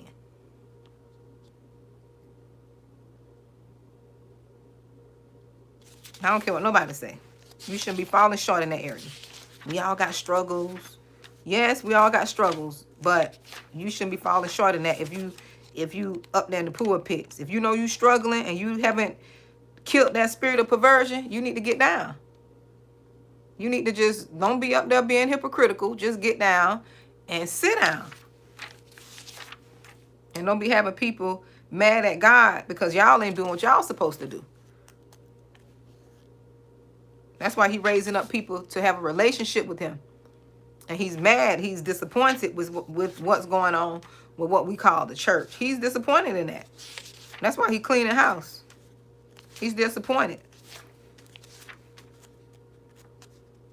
We sure do suffer because we lack knowledge. I sure suffered a great deal because I didn't know. I didn't know at all. But that's why he's mad. I supposed to been got out here. See, I be talking too much. I had to go work out, get some rest because I had to get up early in the morning. But he's mad at us. He's mad at, not us, them. Them who proclaiming to be men of God. And I ain't calling no names in that. It ain't what I do. But if you walk around with the title, pastor, preacher, all them different titles, you better have that sexual sin under wraps. You should kill that perverted spirit. Your flesh should be dead in that area. And see, we say this stuff, everybody falls short of the glory. We say this different stuff about, especially when it comes to men. We can't, what they say? What this little saying they say? You look but not touch. You can look on the menu but don't buy off all this crazy stuff. No, if you kill that perverted, if you kill your flesh, you won't have to worry about sexual sin. It won't even appease to you because you know the spiritual implications. You know the spiritual implication.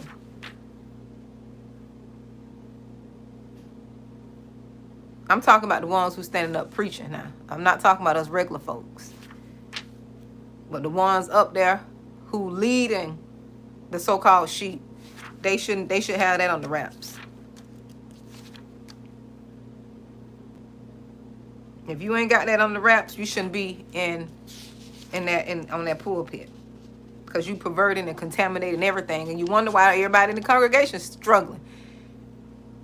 He laying them perverted hands on you, all them spirits getting up in you. No, that's why you can't let everybody pray for you. I don't care who it is. You can't let everybody put their hands on you. Just think about all that. Just think about all that. Exactly. They just get up there thinking about their money, and how people look up to them, and because they could articulate their words right and all that. That's why God raising up the, I ain't gonna say the dumb folks, but us normal folks. The ones who don't talk eloquently. He raising up the Moseses, the stutterers, because he know they humble. He know they don't have all them titles, and he know they don't have all them .coms, degrees, the whole alphabet behind their name, that spirit of pride. He know they don't have all that, and they gonna speak the truth. They're gonna speak the truth. He raising up the little folks, because all these people don't went to theology school and got all this contaminated teaching. Ain't nobody trying to. That's not doing nothing. That's not helping us. It's not helping us. And then when he raised up folks who didn't go to theology school, when he raised up a prophet who don't have a covering, and he raised up a prophet who gonna speak the truth, not everybody hate them. Everybody hate them prophets. They want to unalive them, because they didn't go through the manipulating training that everybody else went through. And they calling things how it is. Oh, God got some. He got some. Oh, he got his people. He got his people. He got his people, and they're not going to like these people. They're not going to like them. They already don't like them. They hate these folks. They hate the ones that speaking the truth. We want this watered down Jesus. We want this watered down Jesus. I'm looking at my book. We want this watered down Jesus where he gonna keep us comfortable in our sin. We don't want the real Jesus that want to change our heart. We don't want him who gonna have us deal with us, who gonna call us to repent and do our own fasting and praying. And we want the Jesus that that want to control people. They want to tell people what to do, and they haven't changed their hearts. We want that. We want that fake Jesus. We want the fake Jesus who we can go to church, and when we leave church, we pop in. We're gonna get a blunt. Leave church. We're going to, I went to church today, as if like you did good. What, you want a point? You got an A now? What, you got an A on your paper, your assignment? I went to church today. But what are you changing? Going to church, what have you changed? What got better since you went to church? No, none of them would learn. Yes, that's why you got to be careful with that education. It becomes a pride of life. And you go to looking down on people who don't have that, but they have the true word. And now you trying to fight them with your pride. You fighting them with your pride because you got all these letters in your name and you still didn't learn nothing. But now God done raised up a no name, and the no name got more power than your education. So now you mad. You mad at them folks. Now you done got into sin that you're not supposed to be in. Now you gossiping and fighting and slandering these folks because they true, calling them false prophets, calling them this. No, they're not a false prophet. They're a true prophet. No, the way you've been taught is the false way. Now he raising up his remnant, his true people. He's reestablishing order. Now y'all don't know how to deal with the true gospel. We don't been asleep under this watered down gospel. Now he's raising up the true people, and you think them people crazy. No, they're not crazy. Just your way of thinking is crazy. Your way of thinking is crazy. No. We don't, We don't got used to this little what we used to do, sit in the circle, God. You know, everybody sit in the circle.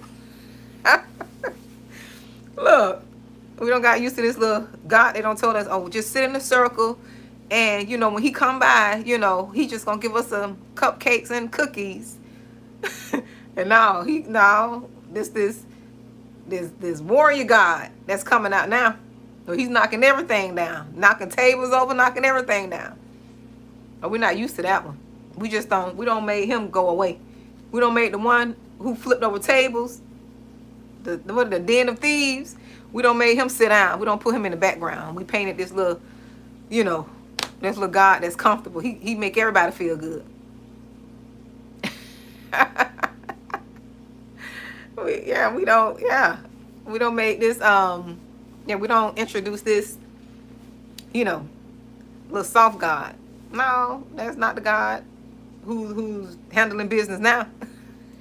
Look, that's not the one standing on kingdom business now. The one standing on kingdom business refused to let y'all be making him look like a person that's not about business. Exactly. Exactly, Daryl. Musical chairs. That's why he waking up folks. No namers. God gave me a vision. This was last year. And I just spoke this, but I remember the word because I know he gave it to me. And this ain't nothing I could think of. In my head, I couldn't think of this. I know God gave me that word. Where he said he raising up the thugs. He raising up what we call crackheads. He raising up people who've been sleeping around. I'm trying to keep it clear. He's raising up all of the ones who people look down on. He's healing those and he's raising them up. And they still are the prophets and pastors and ministers. They still are God's people. But they went through something because of what the world, right? Because of what the world created. So they went through something. But what they went through, right, is for God's glory. They had to become the last because God getting ready to make them first. And that's the only way we're going to believe that the God is, you know, that the God that's being revealed now, the true God, the only way we're going to believe that he is real is because of those people. Because of they were on drugs. Because of they were, yes, you know, sleeping around. Because of he's raising up those kind. And we're not going to be able to handle it because some people don't have degrees. And I'm not speaking against degrees because I have two. Plenty of education, certificates. I don't care about that. But that's not what I'm saying. My thing is your pride can't be in that. You can't make that your God. You can't make that your God. So when God started raising up these little no names, they, you know, when he started raising up these little no names, where you came from, little backwoods, you know, country, been hiding up in the mountains, people. When he started raising up these folks, you know, these unlearned, don't know how to articulate their subject verb agreements. And when he started raising up these people, the world is going to get mad. They're going to hate these folks. Because who gave you permission to speak on such things? Go to the Bible. It's the same thing from the Bible. When these people don't have no subject verb agreements and they don't look the part, they don't dress the part, they're not ashamed of where they came from, and all these little, I went to theology school, I've been to such and such theology and got all that debt, and you still paying that, you know, paying off them loans, you know. I went to the third Morphia theology, and then you got little Jack coming from out the mud. You got little Jack, little Rudy coming up out the mud, and he done been in the backwoods. He done been homeless back there by the dumpster in the wild, and God done raised them up. You know, he done been eating out of garbage cans, and now God done raised them up to be a strong man and a warrior. Now y'all mad. He out there confused in the wilderness, hearing all these voices. Look, it's true. I'm laughing, but it's true. Look, he done been out there hearing all these voices, catching, like David, catching fighting lions and catching quail and eating off the land. Look, he done been back there eating off the land. Now he come sharp, coming back sharp. And y'all like, who is this? Anybody know who that is? He look familiar. Y'all know who he is. Kind of like, y'all remember the movie A Family That Prays? Yeah, eating berries out there, girl. Okay, eating off the land, eating mangoes and stuff. You remember the movie A Family That Prays Together? And you remember how the man, he was in Wall Street. He was working in corporate Wall Street, and I think his wife ended up leaving him or dying or something. And he became homeless. And although he became homeless, he still had the skill. He still knew, the stock market. And he used to give the lady, the black lady, the main character in the movie, he used to give her tips, and she used to feed him. That's why you got to be careful how you treat people. Don't look at how people look. I thank God that I never had that mindset to judge people based on how they look. Now, I have my discernment because, you got a lot of people mental, right? You got a lot of people dealing with things mental, right? Mentally, and you got to be careful. But I never judge people based on how they look. I never, because God always put me in places to where I used to work in healthcare, so I used to have to ask people for money. And what used to get me was the dirtiest people that came in the hospital, the ones who were dirty and they smelled bad, them the ones that had the money. God was teaching me then. He was teaching me then not to judge people. And I didn't know that. And I look back on it, he was teaching me then. I don't care who it was. Look, people come in there, the little man, they have no legs. He was in a little wheelchair. I still asked for that money. I asked for them co-pays because you can't. I can't be judgmental. Be like, oh, the little man don't have any legs. I can't ask him. That man had some money. That man was willing to pay his co-pay. Some people just don't have it, but I learned. I ask everybody. I don't care if you're blind. I used to ask everybody because I didn't judge people. You can't limit people based on how you feeling and what you think. But anyways, watch that movie, right? So the lady used to feed the guy, right? She used to feed him, and he used to always come in and tell her how to invest because he still had the knowledge. He just fell on hard times. Told her how to invest, right? And people used to look at him and treat him bad. Her daughter used to like, why you keep feeding him? And she had to tell him, you don't treat people like that. I think I'm going to go back and watch that movie. That's going to be one of my next group coaching session movies. The Book of Eli and the Family That Prays, because that movie is very spiritual too. If you look at it from a spiritual eye, it's very spiritual. But yeah, he was giving her plays and showing her how to invest. And that lady became a millionaire. And she had the little restaurant. She looked normal. We're running her little restaurant struggling. And you never would know that lady was a millionaire. The man was helping her to become a millionaire. But she cashed in her stocks and she was retired, living well. And not saying that we got to be focused on money, but at the same time, you got to treat people right. Treat people right. Treat people like somebody. You don't know who you're entertaining. That man was an angel to her. He was an angel.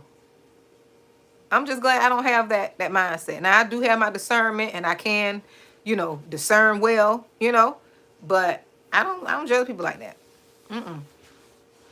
I look at people in their eyes to let them know I see them. Some people have a hard time looking you in the face, but I still let them know I see you. I see you, not in a bad way. Like, I acknowledge that you're a human. I acknowledge that you're on earth, see you. Because some people see homeless people and just pass by, don't even look at them. Be so busy on their phone, or see somebody who's not dressed right, be so busy on their phone, You treat everybody right. You look people in the face and say, you know what, I see you. Hi, how you doing? Are you okay? Just, you speak. Even if you don't say nothing, just look at them and smile.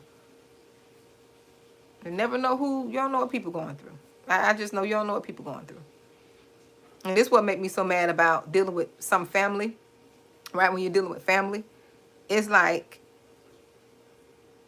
you have people that are hurting in the world, right? You got a lot of people that are hurting. And You got your family just out here creating chaos and unnecessary drama. That's why you got to get away from some of them too. God gave me a video, it went viral on my channel. That it says that God is removing you away from your family. People don't think he'll do that. Now y'all little watered down God, he may not do it. But the real God, he'll separate you. He'll separate you for real. Move you out of the way. Because, you know, sometimes we can idolize our family. Sometimes we can't do what we want to do. What we want to do. What God is calling us to do. Because we don't want to make mama mad. We don't want to speak truth to mama because that's mama. Knowing mom is full of evil. She's manipulative. We don't want to speak truth to dad. Tell him stop smoking. Or stop, you know, having multiple girlfriends, you know. H'ing around. What they used to say where I'm from. We don't want to tell him that. We don't want to talk to our sister, tell her to stop doing this and that. You know? Yes. So God will move you away, separate you, give you the strength so you can try to help your family. And you ain't got to do it out of judgment or, you know, you're doing this, you're condemned to hell. You ain't got to do it like that. But you got to speak the truth to them. You know that's not right. You know God is not pleased with that. You know, and see what I do. This is what I do to my kids. I don't do what my grandmothers used to do to me, or I'm not gonna say grandmothers used to do to me because she used to tell me the truth. But like the old folks used to do back in the days, they used to tell you to stop doing stuff. Well, God gonna get you. You know, if you don't do this, God gonna get you. No, I tell my kids, this is why you don't do it. When you do this, that's the consequence. That's what I do. When you do this right here, this is the consequence of that. I don't say, well, don't do this, don't do that. You shouldn't do this. You shouldn't do that. You shouldn't do this. No, I tell them why. Excuse me. I tell them why.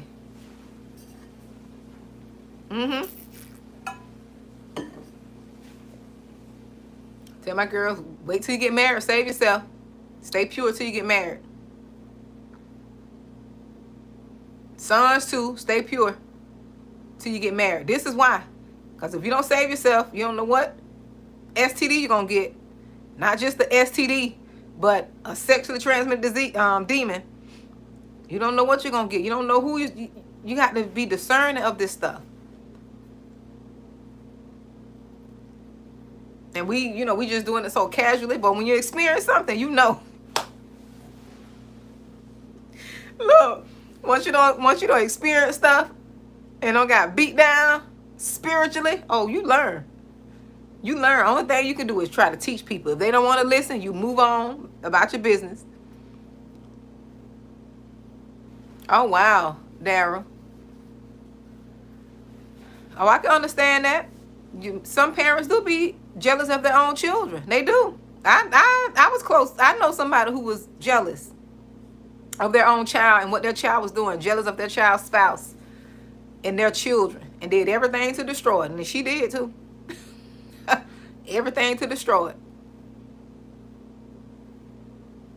Yes, Daryl, siblings as well.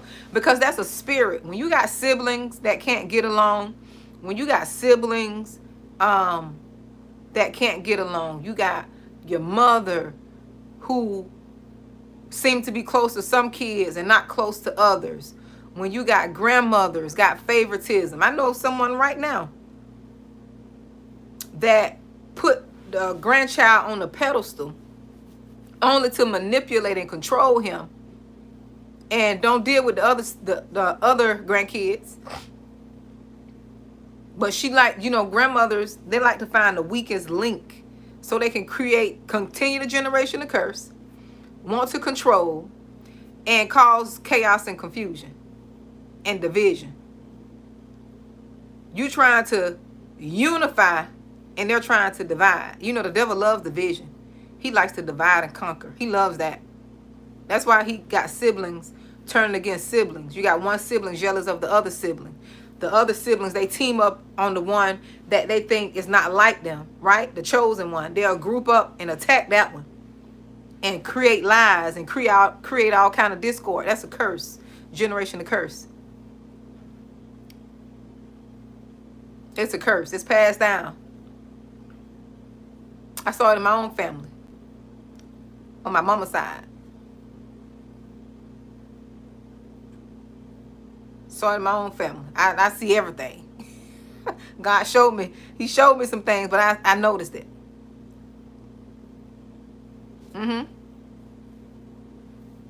Even with my mom, my mom was a drug addict, and she was like a little Lone Ranger. Her siblings didn't do too much deal with her. Her siblings didn't deal with her. So it's a curse. I see it's a curse, Yep. Didn't too much deal with my mom. When my sister was young, trying to, handle my mom and her mental health issues. And, if I knew what I knew now, I would be able to fight. But I didn't know how to fight then. I didn't know spiritually what I had to do, like how I could have came against that. Because, see, I grew up in a family, what they say, we grew up in the church. We love to say that as if that's some type of badge of honor. I grew up in the church. I was raised in the church. What that mean? And you still mean, you still hateful, you still manipulative, you still broke, busted, and disgusted, you still jealous, you still mad, your heart's not pure. Like, what that mean? That don't mean nothing. Like, we got to get this right. The heart got to be right. You still creating chaos and confusion. You still talking about somebody. You still talking about somebody because they doing better than you. You still talking about your siblings. You still hating a bit. Like, what does that mean? We got to do better, especially in our community. Black folk, we got to do better. We say we're about things, but we really don't be about it. We really don't be about it. We really don't be about it. We really don't. Yeah, but my mom, I was saying I saw it in my own family. My mom was an addict, and me and my sister who passed away, we had to try to deal with my mom the best way we know how. I didn't know, how to deal with nobody who was a drug addict. We were young. Like, it was just me and my sister just battling, and it was me and her. It was me and her. And then when I moved, it was like solely everything was on her because I moved. I'm like, you know what? I got to go for other reasons. When the city we were in. Exactly, Daryl. Yes. And the city we was in, too much violence, and I said, you know what? I got to go. And then it was hard to kind of deal with my mom because, she was addicted to drugs and these different, like, spirits and different mind. Like, it was just so much. Now I understand now. Now, he equipped me. I can't say he equipped me. He equipped me for what I'm gonna go through, what I deal with right now, because I went through with my mom.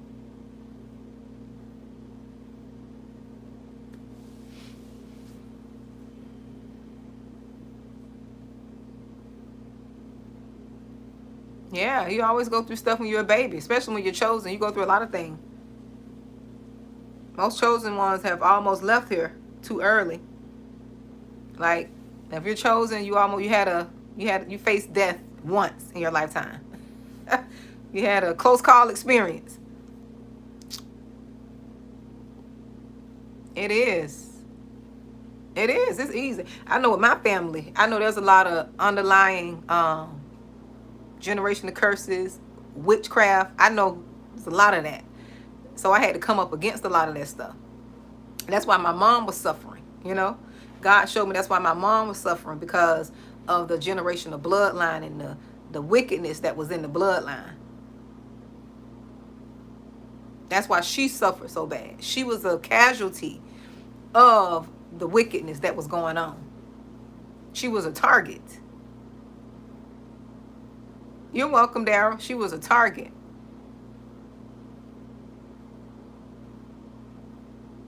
She was a target. So she couldn't fight. She didn't have the knowledge, for one. And then, two, she wasn't strong enough. She didn't have the support. See, God incubated me.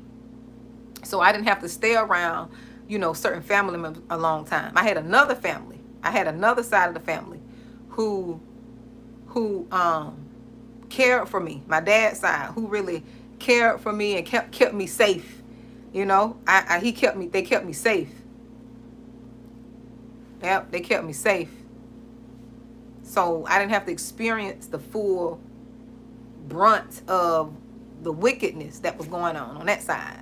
I experienced some, but I didn't have to feel the brunt of it. Uncles, mental health issues, like aunties, like that's not normal. When these people, when your family members are not born that way and they just end up that way, that's not normal. That's wickedness. There's some wickedness in the bloodline, but we don't want to talk about that.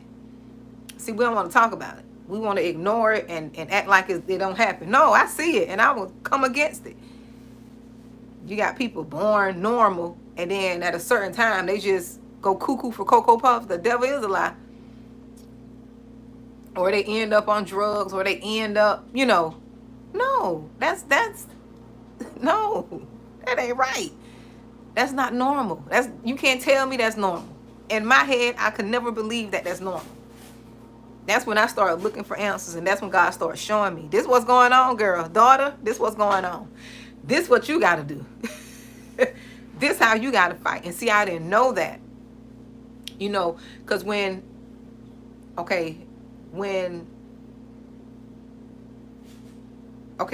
I didn't have to deal with, I was trying to get my words right, because I was going to say, I didn't have to deal with what my mama dealt with, because I was the fighter. I was the one who was going to break the curse. I was going to stand in the gap. But then my children, if you stand in the gap, you got to know how to pray for your children. And at the time, I didn't have this revelation that I had now. So I saw some of that stuff that happened, that my mom went through, happened in my oldest son. It was just a split second. Even the spirit, and my son probably don't remember, even this generation of spirit spoke out of him. And I'm sharing this with y'all because somebody need to hear it to know it's true. The generation of spirit spoke out of him when he was going through something. So this is how I know it's real. Nobody can't tell me it's not real. And it don't help when you have people who manipulate your children too, right? They manipulate your children to use them. It don't help either. That doesn't help. And that's why you got to learn how to pray. You got to have a prayer strategy, because your prayer is going to be able to cover your children, even if they're not doing right. See, I've let go. See, I used to be the type that I used to be worried about my kids, and I used to be concerned on wanting them going through things. But what God had to show me, you do the work in prayer, right? And I'm going to do the work in action, because see, your kids got to go through stuff so we know he's God. It's not the opposite. It's not that he's God because your kids, they never go through anything.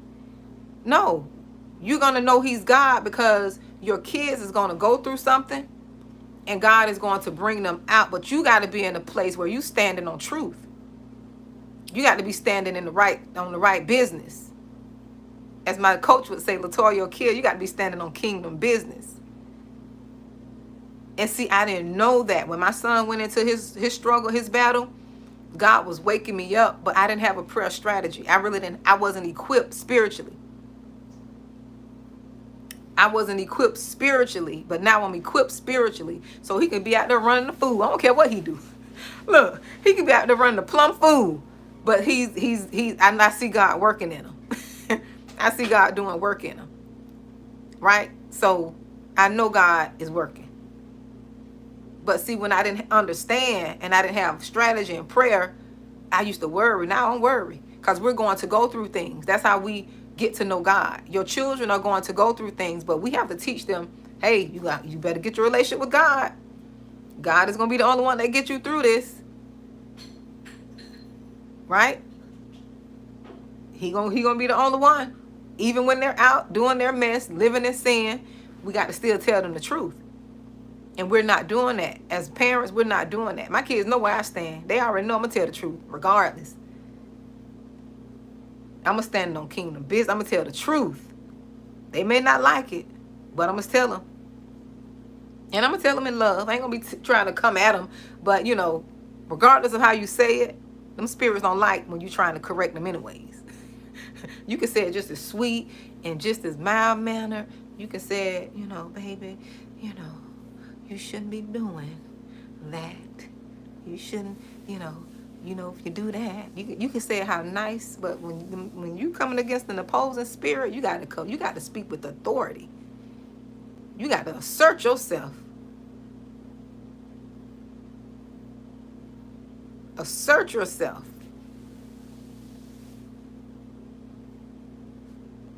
Mm-hmm.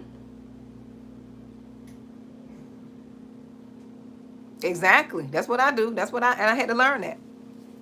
When you don't know, because we think, religion have us thinking that just because we say we know God and, just because we say we saved or have a relationship, that our children are not going to go through anything. No. God showed me they're going to have their own journey and experience.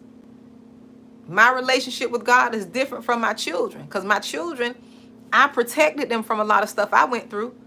I protected them from abuse. I protected them, from all the family messiness and, all the family drama. Like, I was a shield for them, so they didn't get to experience the drama, the mentally ill uncles, the mentally ill grandmother, the drug addict grandmother walking through the streets and drug infested areas. They didn't get to experience that. They didn't get to experience all the dysfunction in the family. I kind of shielded them. And sometimes you don't do your kids you do your kids a disservice, but at the same time, you're only doing what you could do as a mom. You can't feel bad because you protected your kids, you sheltered your kids. That's what you're supposed to do. Some of us feel bad about sheltering our children. You don't want your kids, you rather for them to learn this stuff later on. You don't want them going through being molested at 8 and being touched on at 10 and watching your crackhead uncle steal, and you don't want them to be going through all that. That if you're not a chosen one, things like that could take people out. If you're not chosen, where you a fighter, you strong, everybody can't handle that. The things that we've been through as chosen ones, some people, they're not on earth anymore. So you got to protect your children, and you got to, pray and protect them, and keep them shielded until it's time for them to see the world, because they're going to see the world. Oh, they're going to see it.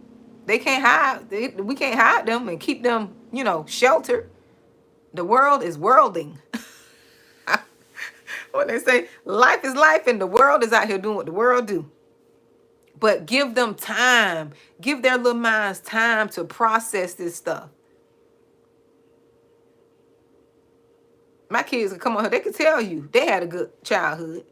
Although the enemy tried to make it seem like they didn't have one, or that, I was just this unfit mom. No, my kids will tell you. And I could stand on that, proud.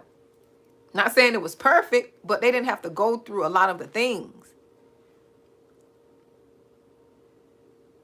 All the dysfunction and craziness that you experience growing up in families that keep you, bound mentally and keep you broken, and people talking about you and people calling you names and all this stuff that I went through. My kids didn't have to go through that. They didn't have to go through that. I was a defender. I defended them. I kept them away from certain things.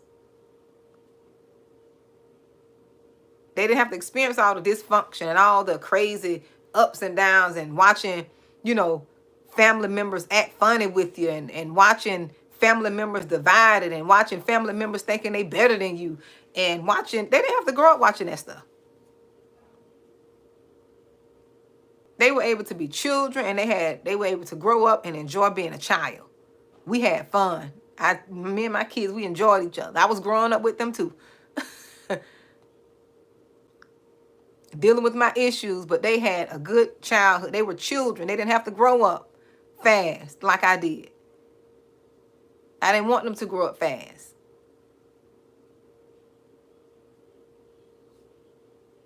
Give them kids time to process the stuff they going through. Yes, all that fake stuff there, I don't have time for that. Treat certain family members this way and certain family members that way. I remember. I didn't say nothing. I remember. help certain family members and don't help other ones. Like, I don't want to be around that. I want my kids to be around that dysfunction. Life is dysfunctional in itself. Life is already dysfunctional. Why have your kids grow up around this foolishness? Then you got life with all of its set of problems. You got your family, then you got life. It's hard enough. I didn't care. I used to worry. I used to be concerned about people getting mad with me because I moved my kids and I didn't want them growing up with the rats and roaches. I didn't want no rats and roaches biting them up. So I moved my kids. Look, people got mad. They ain't finna grow up in the rats and roaches. They ain't finna be growing up in the rats and the roaches. Meet them in there. Don't turn on the TV. You got the rats. Don't beat you. Turn on the TV. No, they're not gonna grow up like that. And that's what it's supposed to be about. You're supposed to be breaking the curse. You're supposed to be not repeating the same thing. It's supposed to get better. Each generation is supposed to get better if you breaking the curses.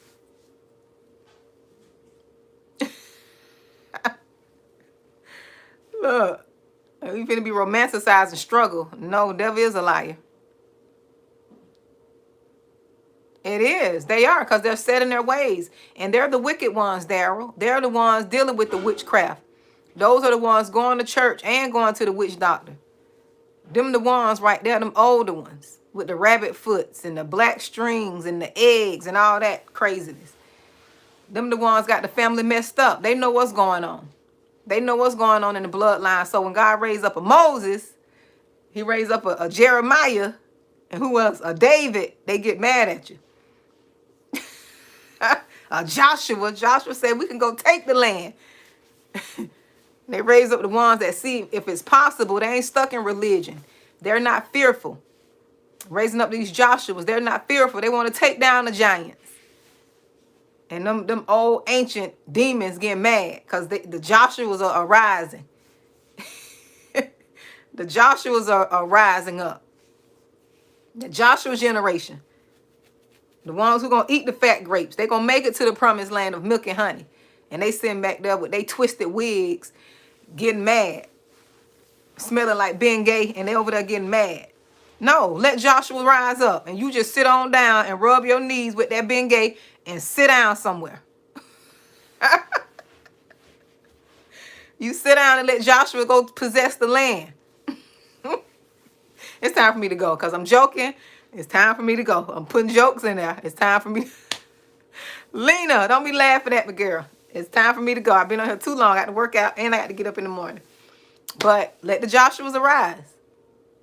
Daryl, thank you for joining me. Lena, Denise, Geeky Girls Journal, thank you all for joining me today. Thank you. I plan on being here for 30 minutes. 30 minutes. And that's why I can't, what it is, plan my time. I can't, I don't have control of my time. I just don't. God said keep going. He don't tell me to stop because I plan on stopping. But you're welcome, Daryl. You're welcome. So I hope you tune on in. God is doing the work under me too. If you can go back on my channel, look at my old videos. I've transformed. He's doing the work in me. We're all growing and developing and becoming. But the Joshua generation is arising. We're going to experience them fat grapes. I know I want some of them fat grapes. That's why you'll see hashtag fat grapes on some of my videos, because I talked about the Joshua generation and how he was ready to go possess the land. How he was ready to go, and everybody else sitting there scared talking about the giants, and they got four sets of toes or 6 toes, and we don't care. Let's stomp on them toes and go get what's ours. I'm going to get what's mine. Look, my kids going to experience the promised land. They going to experience it. Or they going to know what it tastes like. At least they going to get one of the grapes. I'm going to get one and they going to get one. They going to get to experience that because I'm going to do the work. Bump them giants. Bump them generational demons. Bump them. Like we say bump them. That means we aren't thinking about them. I don't care about them. We going to possess the land. Tired of being broke, busted, disgusted, going through religious activity, the same old religious behavior, church 30 years and you ain't make no change. Something's not right. You supposed to be in 30 years, I'm supposed to see some fruit. You ain't possessing no land. You don't have no land. And it don't have to be a natural land. It could be spiritual land. You still can have fruit without an actual house. Like this spiritual, right? Exactly. Exactly. We taking all the grapes. Like we just, no, we don't know. I'm tired of that. I don't know about y'all. I've been tired of it. I'm tired of this. Something got to give. Something gonna have to change. And there's nothing wrong with going to church. But if you sitting there, same, broke, busted, disgusted, still rubbing that knee, and ain't, no. we got to do something different. We got to get up. If that knee still aching, it's something else I got to do to get that knee right. I got to lose some weight, eat some grapes, eat some figs, something. Look, like, and that's why God waking folks up. That's why there's a transformation going on. That's why people are waking up. And that's why people are getting their own relationship as they should have been. But that's why he's calling people into relationship with him. So that we could change personally. You don't need to go to church 30 years to change. You know, get tired of wearing them same choir robes. That ain't doing nothing. Wearing all these colors to church, choir robes. You got to have this and have that, and you still broke, busted, and disgusted. All this religious activity and no change. People are tired of that. You might as well not go if you ain't changing. It don't make sense. What's the difference? What make you different from somebody who go to church and somebody who don't? But the person who don't go to church, they have more fruit than you do, but you go to church every Sunday. All this ushering and putting on gloves and doing routine, and people tired of that. That's old. That's old news. My grandmother them did that. That's old. That's old and ancient. Is not working. All them church theatrics, people, you got to cut that. We got to cut that stuff out. Church theatrics and people still mental, still struggling, still sick, still broke, still mean. Some of them women, some of them old ladies in church was the meanest old ladies. Like, I don't know what God you serving, because you mean. Spanking us in the church, you know, mean. Exactly. That's why we're not learning nothing. We too busy doing the theatrics, trying to keep up with the world. Like, the church, I remember the church when I was growing up, and I said I was going to go, but I'm going to say it because I got to go for real. When I was growing up, church was different. And I talked about this on my other live. When I was growing up, I saw miracle signs and wonders.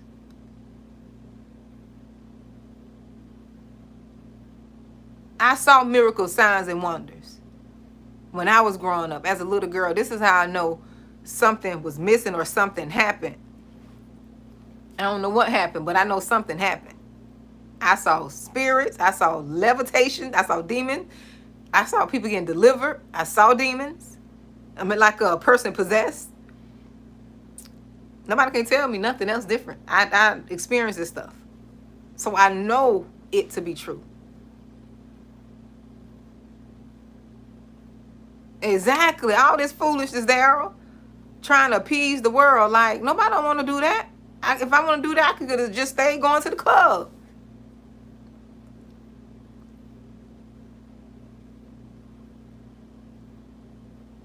Like, all this foolishness and people hurting. People struggling. They possessed. We're broken. Growing, I saw one, they growing weed, growing marijuana. I'm like, how you go? I'm like, boy, we don't fail. We just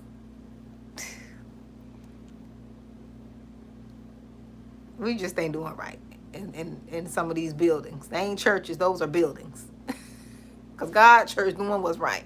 Them buildings, they ain't doing what's right. That are calling themselves churches. But I gotta go, you all. You all be blessed. I'll see the ones who register for the group coaching session. I'll see you all tomorrow. But I always have these messages, Daryl. You can come back anytime. I'm always here. Exactly. You know, we ain't gonna get on that. For real. And you can just open your word. If you spent time with God, you can save your money. You open this here, you ain't got to pay a dime. You open this and find out all you need to know. And not pay a dime. He'll guide you and send you to the right people where you need to go. He sure is. He already turned. He flipping them over. He flipping over the tables and the people who standing by him. Let me go.